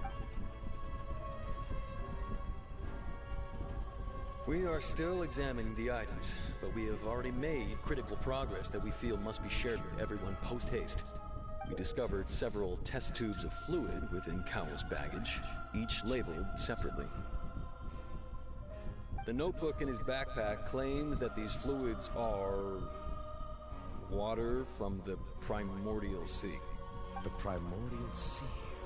The note's contents also indicate that Cowell belonged to an organization that sells illegal drugs and that he had an accomplice. The notebook has many entries concerning safe usage of these fluids, in which the keyword dissolve appears many times. One of these tubes was labeled Opera Epiclese, along with yesterday's date. It is empty. The notes also state that these dissolution properties work exclusively on people from Fontaine. It's likely that Halsey was chosen as some sort of test subject. As such, we believe that the defense's hypothesis is, in fact, supported by sufficient evidence. You gotta be kidding! People dissolving into water? Could something so ridiculous actually be true? Wait a moment. This reminds me of a certain prophecy, but it's just a coincidence, isn't it? Huh. If people can become water, does that mean that the water tank's real use was as a means to hide water stains? And if Cowell was targeting that girl... Wait just a minute. Could that mean... You two, with me, quick! Demoiselle, wait! What about your partners? Let's go. Just trust me. Order! Order! It is undeniable that further examination of the deceased's personal effects has yielded some surprising results. But we cannot yet verify the veracity of these clues. Still, let us assume that these clues are indeed authentic, albeit with the understanding that Ms. Halsey has yet to be found. Guards, please continue examining the items along these lines. Mr. Linney, it appears your hypothesis is supported by the evidence, so please continue speaking. Of course. Thank you, Your Honor. If we uphold this hypothesis, I believe that many of this case's seemingly unrelated clues can be connected together. Right! Like the metal hut! That one didn't make sense at all. Let's think about this. Cowell's methods must have something to do with that water from the primordial sea.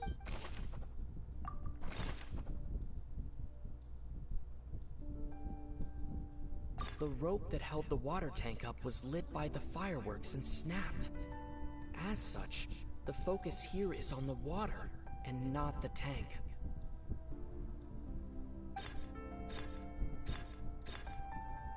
I remember there was something else within the inner layer of that box. Lynette was in the magic box on stage the entire time. Did she have something to do with this? The water from the primordial sea should already have been prepped before Halsey entered the magic box.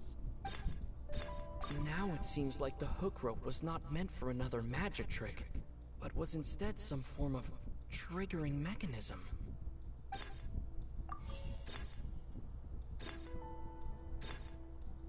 The rope that held the water tank up was lit by the fireworks and... The deceased's name is Cowell, Linney's assistant. He would have been able to tamper with the equipment.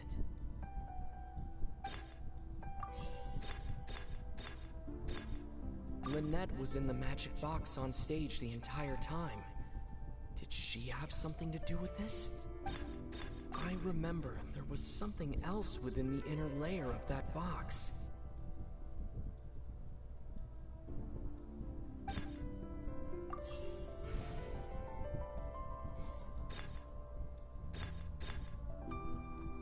Lynette was in the magic box on...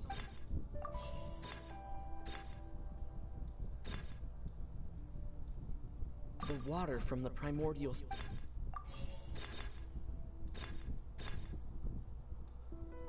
Now it seems like the hook rope would...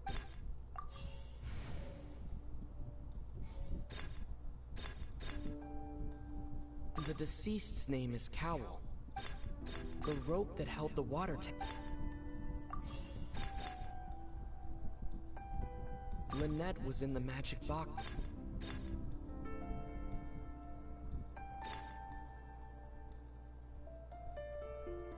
The deceased's name is Cowl.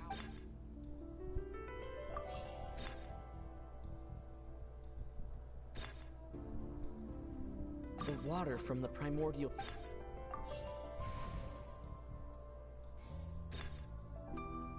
The deceased's name is Cowl.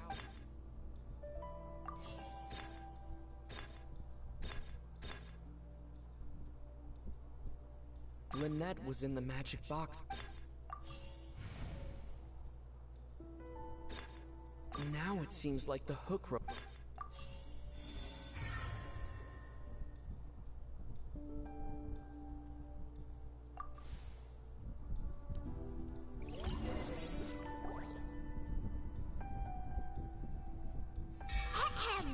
It's Ace Detective Paimon's time to shine again! In the original plan, Cowl would tamper with the water tank rope and the number selector securing his target. When the magic box containing Halsey was lowered, the metal hook would retract gradually and pierce the balloon at the top of the box. When the balloon attached to the box popped, the water from the primordial seed inside it would pour down and dissolve Halsey. Afterward, Cowl would enter the tunnel and break the flower vase to conceal the water inside the tunnel, with the remaining evidence being covered up by the water tank on stage. But he encountered something unexpected in the tunnel, and wound up being fatally hit by the same water tank he meant to use to cover his tracks. Huh. That does make sense. That actually links together a lot of the more confusing pieces of evidence.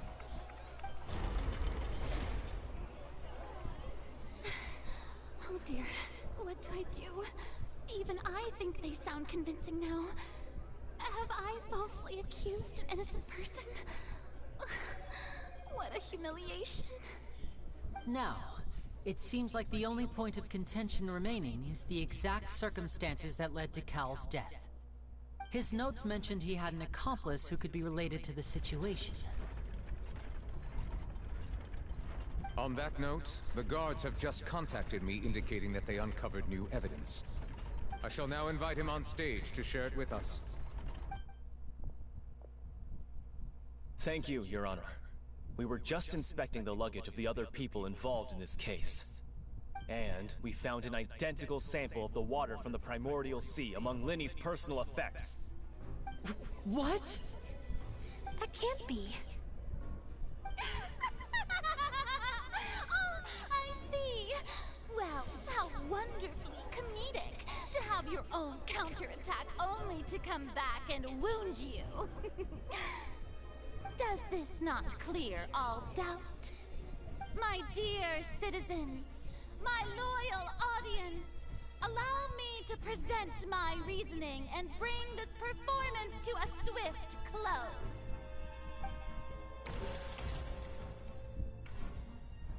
Linny did not need to take part in the dissolution of the young woman at all. Indeed, he did leave the scene via the vent.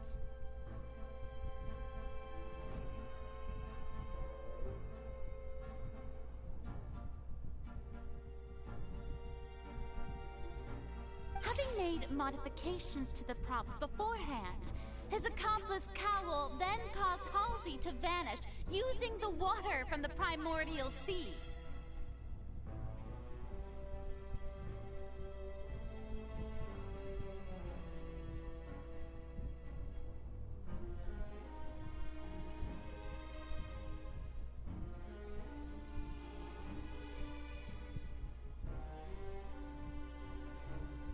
But upon his return, in cruel avarice, Linny desired sole credit and prepared to do away with his partner in crime.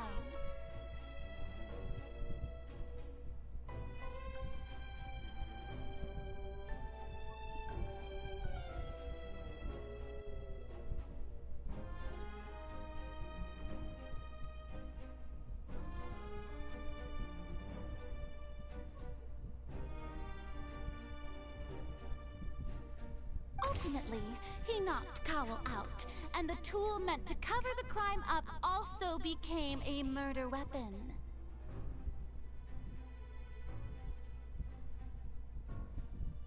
Now, as much as I regret having come to such a viciously straightforward conclusion, it does seem that the famed Fatui is quite the cold-blooded and ruthless organization.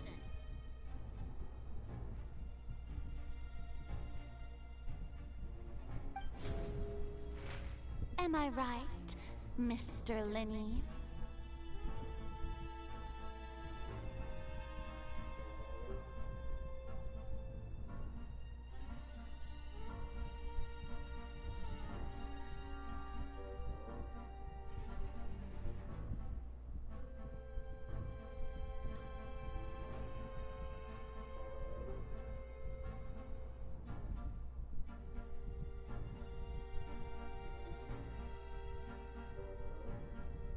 We've used up all the evidence we collected.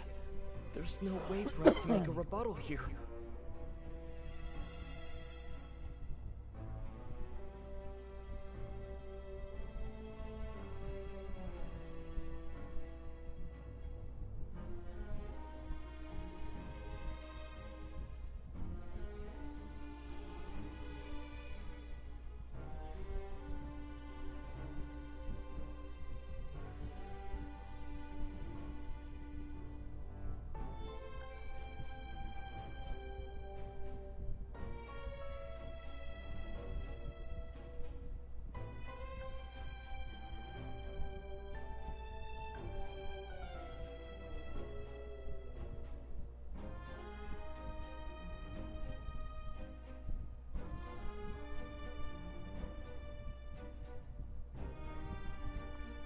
Is this the end of the road?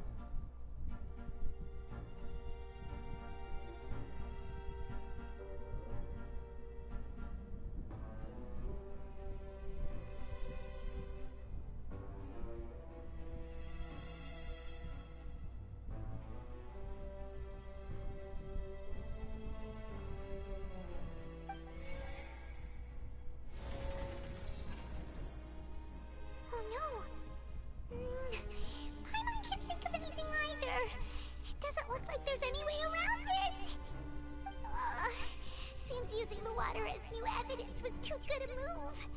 Why did this have to happen now? I think we've all seen enough now, and we have ample witnesses to my flawless reasoning. I believe this is indeed the finale. Now then, my good, noble Chief Justice, should we not, in your view, move... Excuse me, everyone, but I must interject. Miss, I must ask you not to shout, and to respect the ongoing legal proceedings. Oh, come on. Don't be hasty.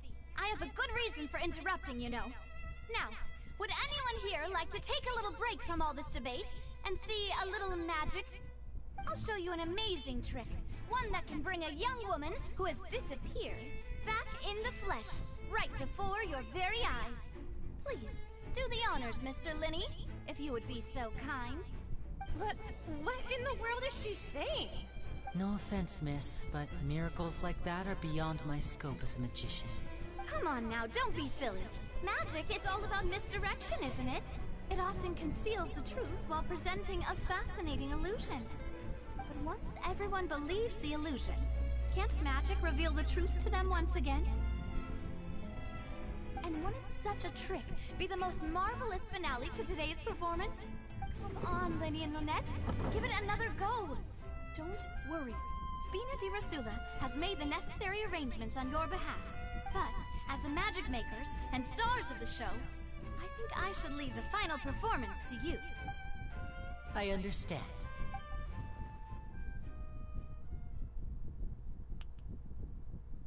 And voila!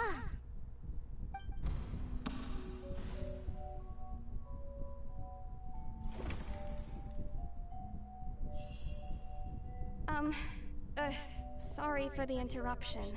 Wait, isn't that Halsey? So the whole thing about people dissolving wasn't true after all? To be clear, I'm only here because this person told me that if I testified, the merit of doing so would lessen my sentence.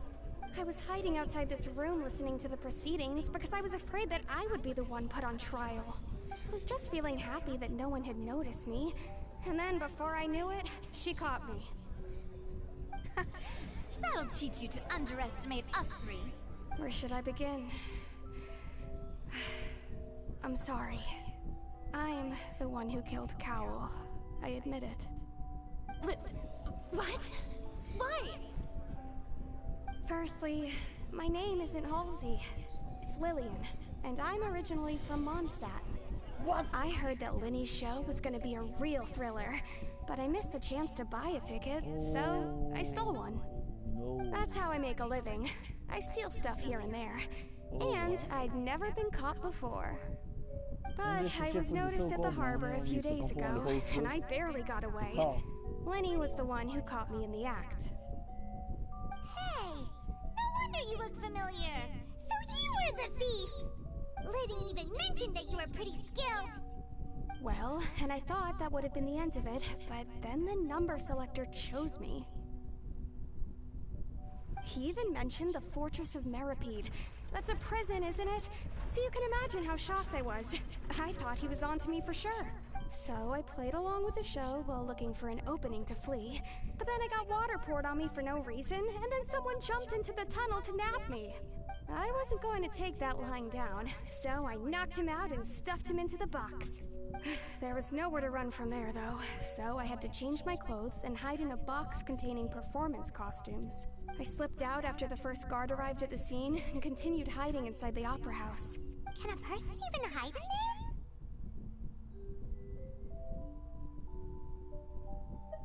But I swear, I didn't know that the water tank would fall down. Really, I swear it. Had I known that, I wouldn't have put him in the magic box. I may be a thief, but I'm no killer. Well, that makes everything pretty clear now, doesn't it? This time, we need to tell the entire story from Lily Ann's perspective.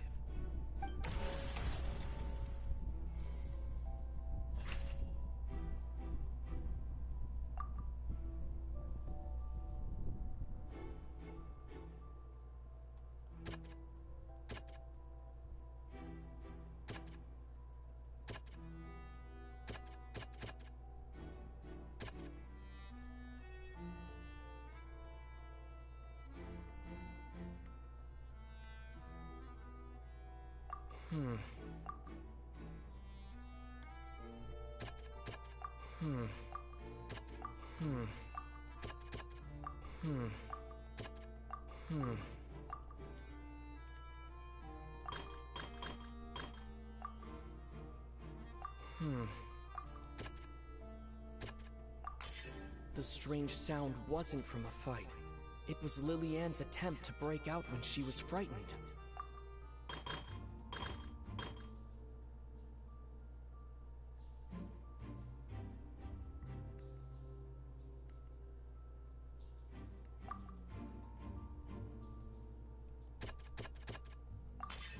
The flower...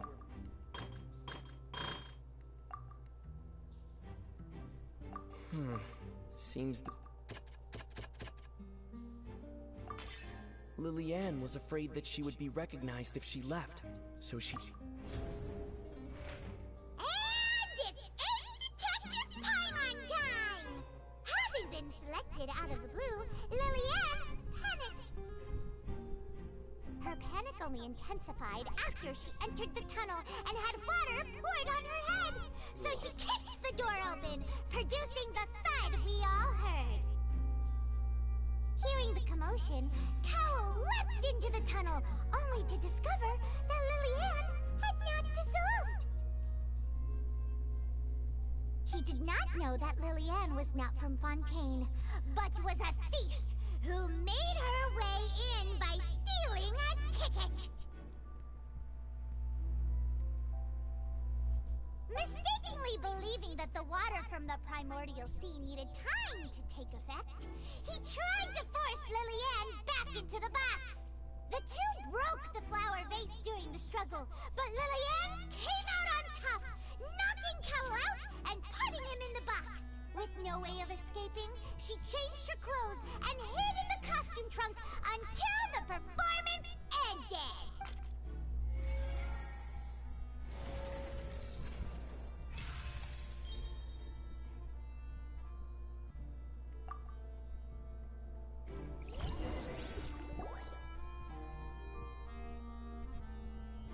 She knew that she would have to go through guard inspection if she tried to leave afterward. So, she has been trapped in the Opera House these last 2 days! She had already become desperately hungry by the time we were chatting over macarons. So, she swiped 2 of them right under our noses. Talk about a sneaky thief.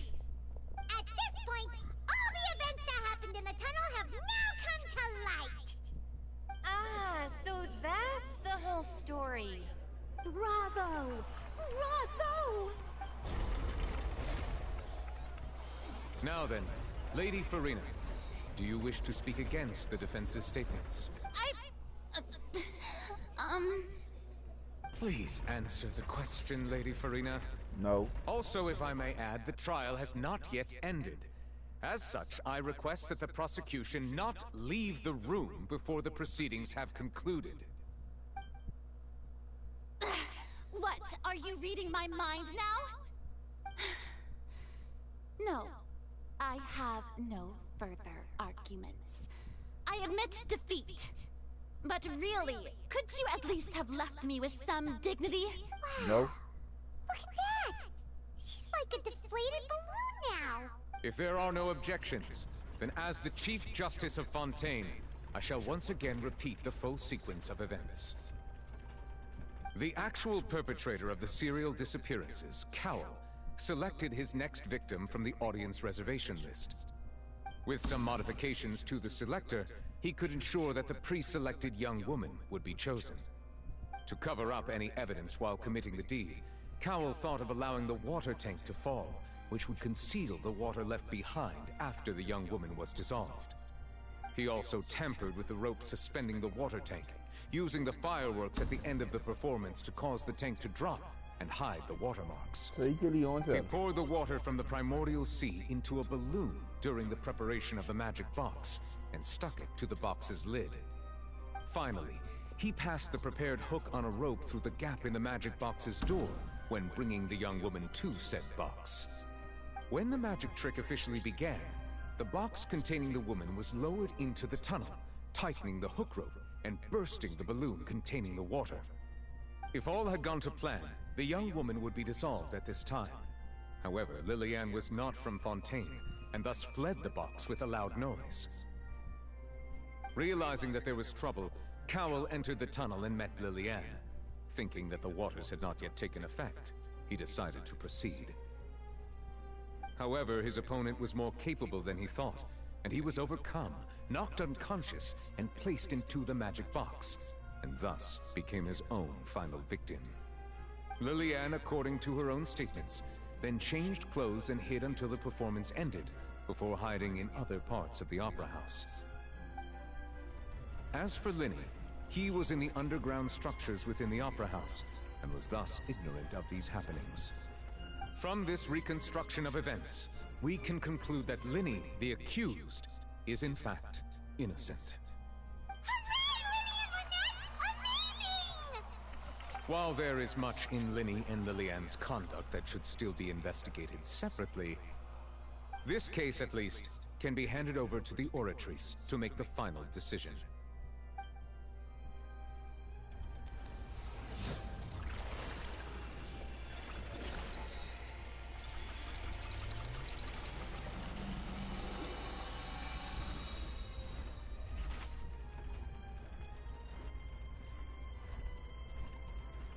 As such, Linny and Lynette are officially declared not guilty.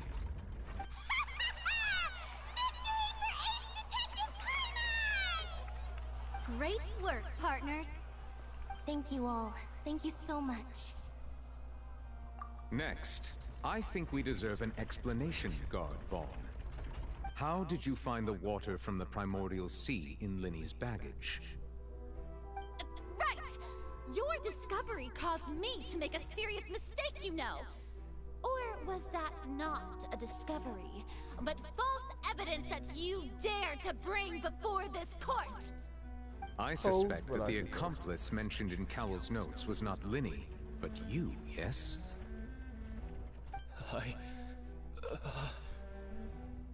I'm sure you know what you must do to lessen your sentence. Speak quickly! Unless you want to earn yourself a one-way ticket to Coupon Town. I was just following orders. We were supposed to place blame for the serial disappearances onto Linny, and thus cause suspicion to fall on the Fatui. The higher-ups said this was the best opportunity to do so. And now that your plan has fallen through, and the secrets of the water have been revealed, you have become a liability to said higher-ups, yes? Therefore, you would be wise to tell everything you know, and seek the protection of the guards. Yes, I'll tell you everything I know.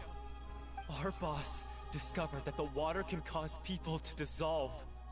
It can also be made into a potion, which when extremely diluted, can cause people to experience unforgettable exhilaration. We've been in this business for a while now, and have made decent more off it. The disappearances were also the boss's idea. I mean, this is the boss we're talking about.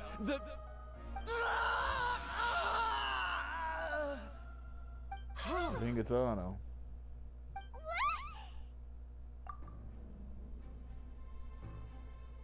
And now he can no longer talk. Such ruthlessness. I shouldn't have expected any less of them. An outrageous act. All present, please submit to inspection immediately.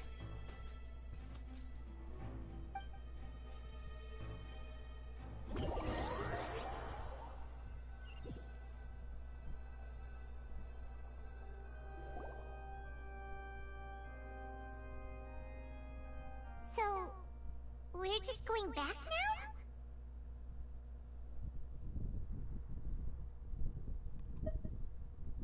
That's true, but... Traveler, Paimon! Please wait. Linny... I know you may not want to speak to me right now. Maybe you don't even want to look at me. But still, let me thank you again for defending me to the end. Even after you learned that I'm a member of the Fatui. I guess. But regardless, I'd like the opportunity to set things straight. I didn't approach you with any ulterior motives or ill intent. I've spoken to you as myself, just plain Linny this entire time. As for why I'm a Fatus, it's because the goals of the House of the Hearth align with those of an orphan like me.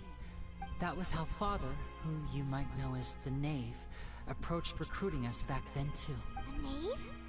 The one who controls the House of the Hearth? She's your father? That's right. And since we're here, I was wondering, would you mind hearing a story? It's about my past. Back when our parents first died, Lynette and I were left wandering the streets. To survive, I took to surreptitiously observing an older street performer who did magic. It took me several days to figure out how he pulled off his amazing tricks. I took my sister through several streets until we found a crowded corner, and we began to perform magic tricks there. To my surprise, we proved to be pretty popular, and we could at least stop worrying about where our next meal would come from for a time. But I didn't want my sister to remain a street rat together with me forever. Before long, an aristocrat came to me and claimed that he wished to take us in after watching my performances. So you went from orphans to nobility just like that? That was how we felt at first, too. As if fate was on our side and we could say goodbye to those painful days. But I gradually discovered that while we were called foster children, he was really after my talent for magic tricks. He would constantly take me to all sorts of banquets to garner attention, which he would then use to expand his social circles. That doesn't seem too bad either. Better than roaming the streets at any rate. It took a while for me to realize just how dark his heart really was. After one particular performance at a banquet, I discovered that Lynette was not on the same return vehicle as me. I waited a long time after we returned home, but she did not come back. I went to that noble's bedroom and asked him about her whereabouts. The answer he gave me was, she caught the eye of the most eminent person at the banquet, so I sent her over as a gift. I mean, you'll be able to perform your magic regardless of who your assistant is, yes? Oh no. So he was gonna... But wouldn't Fontaine's laws deal with such people? As far as outsiders are concerned, this is a relationship akin to adoption or foster care, and they have their ways of escaping the eye of the law. I managed to ferret out the location of the mansion of that so-called eminent person and hurried through the night. But by the time I leaped over the walls, avoided the guards, and made my way in, all I saw was the moonlit ground covered in blood, and the knave standing there in the darkness. So, she'd already taken care of that guy. That's right. She had rescued my sister before she could come to any harm, and had even discovered several girls hidden in a basement, all of them orphans. Father, the knave, might have seen something in me, and so she made me an offer. The House of the Hearth welcomes you, for your interests align with ours. Here, none will ever betray you. Indeed, betrayal shall never be permitted here. I was hesitant to trust her. I had just been betrayed by nobles. But she was also quick to destroy the noble who had taken us in at first, giving us back our freedom. Oh, so that's how the two of you joined the House of the Hearth. She has her own plans. She has gained permission from the Tsaritsa to first use the Gnosis' power when she obtains it. She plans to use it to find a way to break the prophecy and save Fontaine. So, she believes in that prophecy too? That's right. The whole House of the Hearth is currently working to combat that crisis. Today's case has also proven that people from Fontaine can indeed dissolve into some sort of water, thus further supporting the prophecy.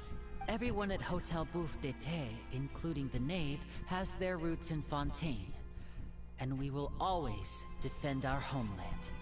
To us orphans, the only connection we have left to this world, apart from our family, is our homeland.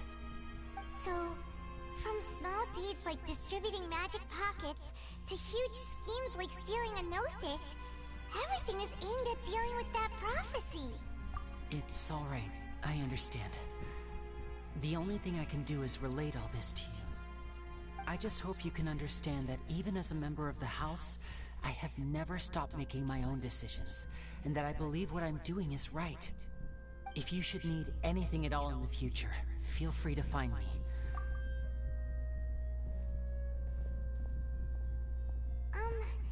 Bye, Linny!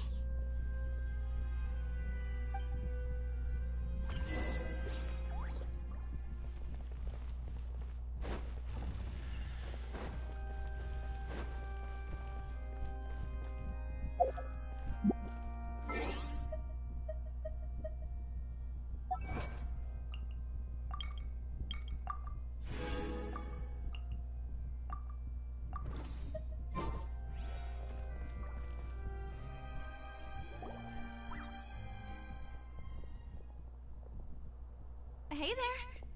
What was with the disappearing act you pulled right as the trial ended? Were you looking for us, Navia? Well, this whole thing isn't exactly over, is it? I do feel that we're getting closer to solving the serial disappearances case, though. Don't you think so, too? Huh?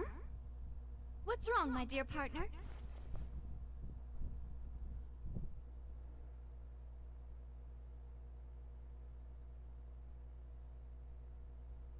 Besides, are you sure we're the ones who can crack a case that's been cold for decades now?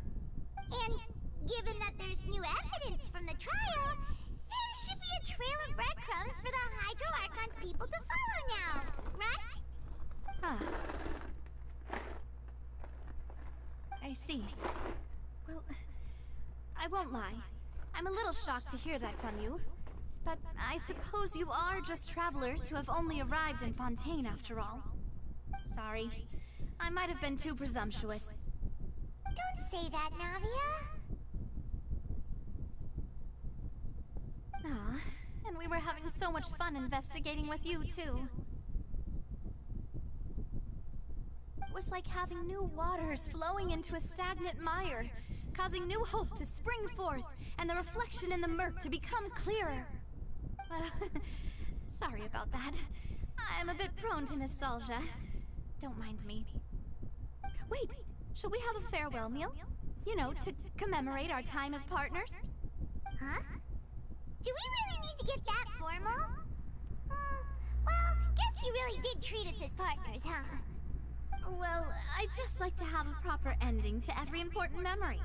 That way there are no regrets later. Anyway, it would just be a meal, so it shouldn't take up too much of your time. You don't have to twist Paimon's arm. If Boss Navia's treating, can't Paimon in? Oh, wonderful. In that case, why don't we return to the Court of Fontaine and head to the Hotel de Boer? I believe we'll make it just in time for dinner. All right then, let's have our farewell meal.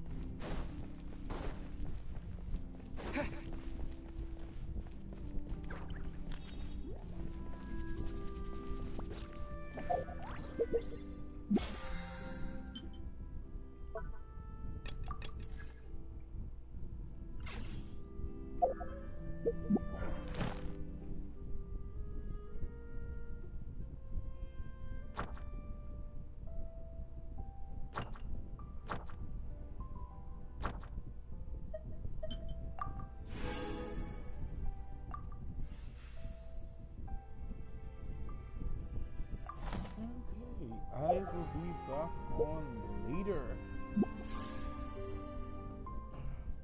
Like I say always, don't give up on your dreams. Always put God first. Stay safe. You stay awesome. You're beautiful. You can make anything happen. Don't give up on your dreams. Remember to like and subscribe. I'll be back on later on today.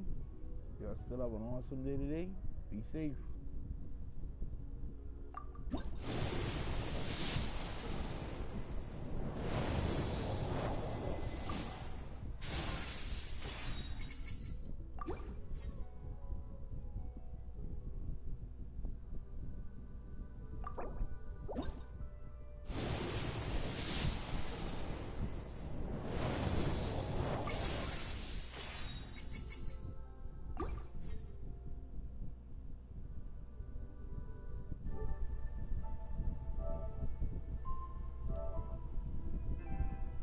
Oh yeah, they're still downloading. Just remember that.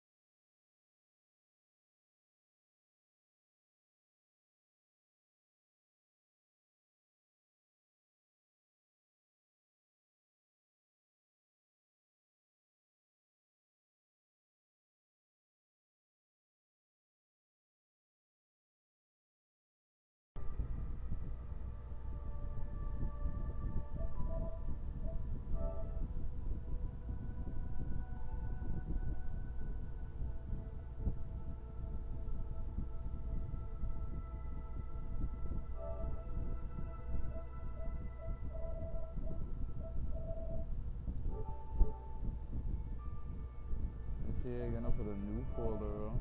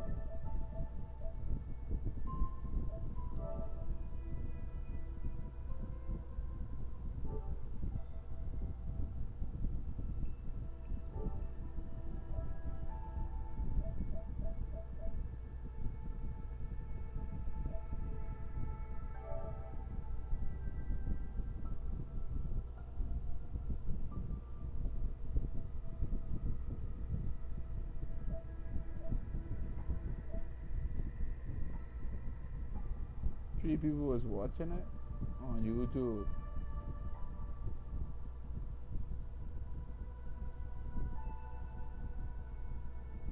The show was live and they said YouTube and the show tree.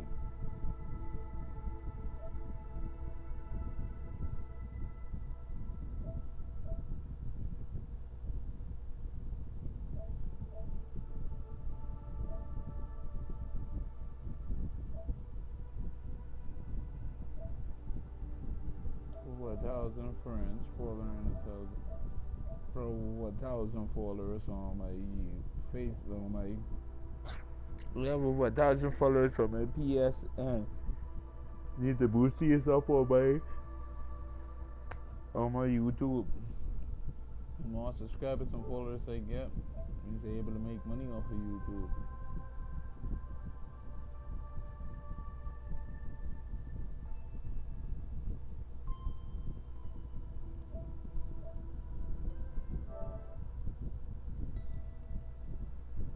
I didn't even click on the thing.